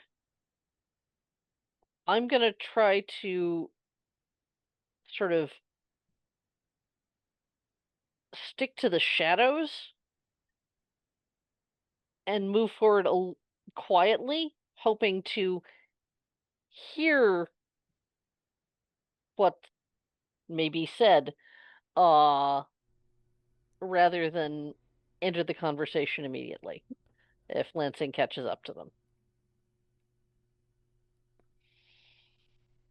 In your spangled dress. I love it. In my Okay. spangled dress, it's really like the least subtle garment I have ever worn. I'm just easily, just regardless of conditions, for that alone, I'm going to call disadvantage on that, unless you've got something else that you want to use to try to help me. You know, hell with it. I am rapidly running out of items in my personal quarters, but this is important, which is to say personal and completely unrelated to any of the things we're investigating. And I should have mentioned this before, but and I think like, you know, out of character that Sabine and Mike have been taking advantage of this liberally. Like, you can put personal quarters items in each other's personal quarters. Just for say, because you know, it's perfectly fine. Obviously, for consent purposes, whatever. You know, it's just so long as, you know, you're aware of it for each other. Yeah. So. But because that was an angelic-looking figure, that is bringing to mind the fact that I know the true name of an angel. Love this shit. Okay, go ahead. And I am calling upon that angel. Nice. To help me in this. Great. Okay, so roll straight with composure. Okay. Drum roll, please. And I got a 10. Okay. So, tell me what this looks like as you call upon the true name of an angel to keep you still protected, I guess. It's almost as if wings of gentle feathery shadow fold around me and protect me by hiding me from sight. Keeping the distant gas lamps and the light from the windows from gleaming off this ridiculous dress. And muffling the tapping of my elegant shoes. And you are hidden. And you notice that as Lansing turns the corner to get near to them, instead of running up and confronting them completely, he slows down and makes as if he's just strolling. Interesting. And will look like he's passing them by, but very slowly. He's just ambling. He's just a gentleman out for a walk. And he will listen in. This is a man who well deserves the detective inspector thing, but doesn't show it to anybody else. Anyway, so he's listening in on their conversation, but I think they're discussing something very heatedly or what have you. And Nate's sidearm is very prominent. And I think Lansing will pass pass them by. As he passes by and then gets behind them, then he like kind of slowly turns his head to look at them. And then Nate, for some reason, like seems to cock his head and will start to pull his sidearm. And I'm going to leave it there right now as our cliffhanger for next time. Because we're running out of time, and I frankly want to leave that as a oh shit, because that's a great oh shit moment. That's a very great oh shit moment. So we're just gonna go like, okay, so across everything that we've done so far, if you see anything that you've done for your dawn questions, you know, kind of check them off. You know, we'll handle XP when it gets to dawn, obviously, but I just want to make sure that you mark it off so you know you've done it. And then let's go to stars and wishes. So, stars, things that you liked about the session, gameplay, roleplay each other, and of course, wishes, what you'd like to see for next time in the future. God. Oh, wow. Wow. That's my pacing for you, I'll tell you. I mean, it's like it's not supposed to be that slow, but yeah, there's a lot to pack in. There's a lot to cover. There's a lot to cover. Yeah. Ellie's history is coming home to roost, and she still doesn't want to tell people exactly what it's about, which complicates asking them to help her. Because Ellie is incredibly good at getting in her own way and causing further problems for herself by not opening up to people. But yeah, stars for that vulnerable scene, and Felix being so very Felix. Yeah. Ellie has been kind of forgetting or trying to forget that he's anything other than her flamboyant friend at Hargrave House, and then every once in a while it's just like, oh, yeah, there's a lot more there. And it's kind of scary. And Mordecai, I love the costume, and I love the yes, I'm going to be creepy at all of you, and some of you are going to love it. Kind of vibe, but also being nice. It's really sweet and really unexpected. And Mads, oh, I love how you're just tying all the complications into bigger and messier knots. It's wonderful. Wishes. I can't wait. I wish that the next week would go by fast, because yeah. Yeah, I will echo everything. I love Felix being Felix, especially with offering that move, and I love a star to Ellie for taking it up. See where that goes. I'm very curious about it. So, and I love this party and the whole surroundings. The menacing kind of mannequins. Will they move? Will they attack us? Who knows? And the spider silk seamstress. I love that you brought up Serapio, because I forgot to make the wish that I wanted to see him again. So yay. And yeah, and I love that witch dice was nice to me, at least at that point.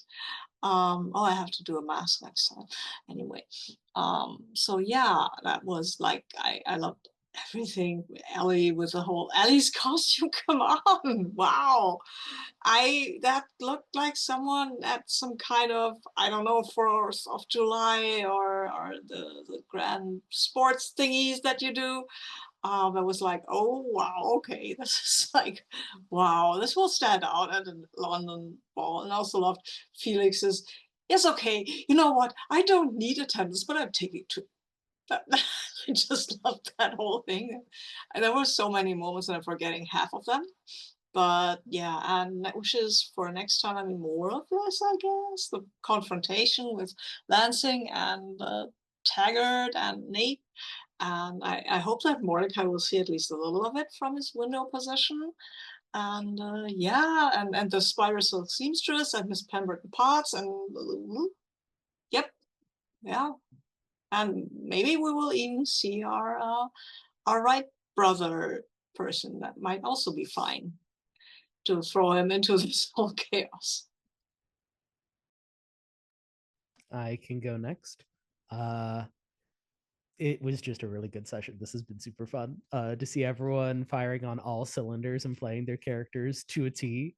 I liked Mordecai and just the whole interaction with Sylvia Belrose, just either oblivious to Entente or just not having it. And the idea that to be nice, he is channeling Felix, the undeniable, who is flirty and clearly a clear and present danger to everyone. So, and then finally the heartfelt and just genuine when you're talking with your new student, and he says that you were called a monster, and Mordecai's response was, he's not wrong. Like, just kind of owning the whole, like, yeah, my powers are bad and I'm not the best person, but I'm trying to do the best with what I got. And I thought that was that's a change from how Mordecai has been. Like, you're building a community, and that's really cool to see. A wish would be, the Laurence School for Gifted Youngsters to be like a thing that happens at Hargrave House, I guess. For Ellie, stars on the costume. It's very America. The through line for the session was the contrast between how you feel about Taggart and how you feel about Nate. And that tension was just there in every scene where you were talking about them to different characters. And having that actually move you to do something that you feel uncomfortable with, which is taking Felix's head. That was a good scene. And I like that you actually paused for a moment when Felix pointed out, yeah, so you're trying to avoid giving people that thing that you really enjoy. How do you feel about that? Like, that was fun. And then Mads, I like facing off against you when you're playing the more dangerous half of the conversation. Talking with Mrs. Pemberton Potts just flippantly, and she's clearly getting real tired of Felix and his nonsense, and I'm here for it. Just like, oh, you.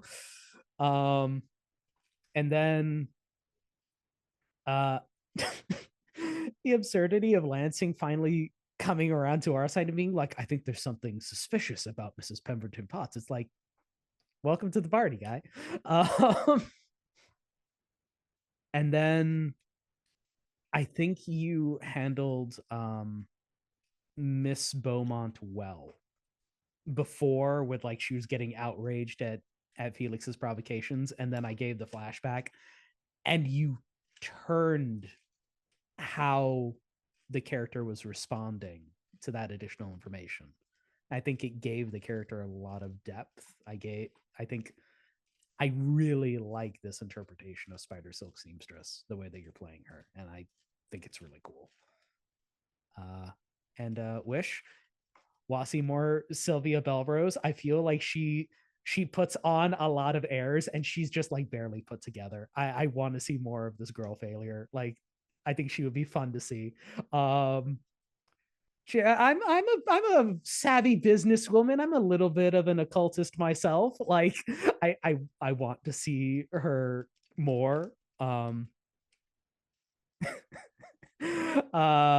And I want to see how this part, because everything is going pretty swimmingly at the party, but I mean, a gun is about to be drawn. Things are going to escalate. I really want to see how it all falls apart. I loved everything that you guys were doing, and like again, agree with all the stars for sure. Yeah, and like Miss Belrose, I was kind of like working off of a whole like this is a Victorian influencer kind of attitude for sure. So yeah, she's working outside of her depth, but she doesn't know. She doesn't really care. She's just gonna do what she's gonna do. And that whole gossip thing, that is her bag. She is a socialite who loves that kind of shit. For sure. So yeah, I mean, just have to engage and possibly collect her amongst more of Felix's entourage if you want. I don't know. So anyway, yeah, I wanted to give a wonderful star for what Felix was doing, throwing it back into Ellie's face from previous conversations. You guys know I love callbacks, but just that whole throwing it back, it's like, isn't that nice that you're trying to keep people from doing what you say you love the most? Your freedom. Keeping freedom from everybody else. How wonderful. I'm just like, oh my God, burn! Love it. Love that. That was just beautiful. And Twist that knife. yeah, Beautiful. seriously. I mean, that was just absolutely brilliant. And then, of course, like Ellie definitely getting in her own goddamn way. It's like, just talk to the people, will you? Please, God. This is why you're not. Yeah, and I shouldn't talk because you're basically preaching to the choir. I'm just like, I don't talk to people either. I understand this. It's hard. She would Talking to people's literally heart. call on the real name of an angel than to go and confront two people. Exactly. But you notice the angel was hiding her. See what she's doing? See what she's doing? Okay, so there, star. And then Mordecai. I mean, like, which dice worked for you because you were nice. It's like, I guess he's mellowing out, which I kind of appreciate as well. I mean, he's just so morbid, but yet, like, I think he's just really finding himself because now he's, instead of like wanting more vengeance or whatever, I mean, he really was merciful to Serapio, and Serapio remembered that, So, I mean, that's kind of like, I don't know what to think, but if you're willing to take me on, okay. I mean, that's cool. I mean, but he's still fearful. I mean, like, he doesn't know what it means, but he'll see what you mean by it. And of course, it's like, you've been kind in your own way to Nora, and yeah, he's, Mordecai is just, I think, starting to figure out who he is after all that bullshit with the coven, and I think that's great. Yeah. I was not going to let Serapio go. Serapio was going to be coming back. So, I mean, like, regardless of whether you said anything or not, Sabine, I was going to definitely bring him back. So, stars for dealing with him the way you did. I wasn't sure where you were going to go with it. So, I appreciate your dealing with him. Yeah, hopefully we get Chris for the next episode. I'm not sure if we are. I have to check the schedule, but I have to see if we're playing next week. I don't think we are, but whenever we are playing, that's when we're gonna finish this up and do the final unseen. And I think we're playing next week, but not the next. Okay, well, I'll double check it, Yeah. and then we'll check No, the cliffhanger. I think we're not playing next week. Okay. No, Well, because I made another appointment there. So Okay, yeah. Oh, so okay. I'll look. Okay. So the week after or whatever, and then yeah, and then figure out the last unseen, and then all that other stuff, and then get into Dawn, Dawn, and then day phase again. Oh boy, yeah. So yeah, but let's wrap up the masquerade with a come on, midnight the masks come out have to oh come yeah, out, right? yeah. Oh for sure. I mean, like, there's gonna be some fun with the masquerade. So yeah, we're not completely done with stuff just yet. I know. I love this masquerade, I have to say. So if you say you're doing a slow burn, that's fine. Okay. I love this whole thing, and it could last for, I don't know, quite a while. Yeah, I mean, there's a lot getting done. I mean, I don't know if you noticed, but there's a lot happening. So it's like, it is what it is. So thank you very much for dealing with my bullshit. So thanks again. You guys have a wonderful week. Happy gaming to you all, and whenever we play next, that's when I'll see you, unless I see you for something else. And yeah, have a great week or great weeks, whatever. See Thanks ya. for running, and Thank see you. you Thanks. all. See y'all next Bye. time.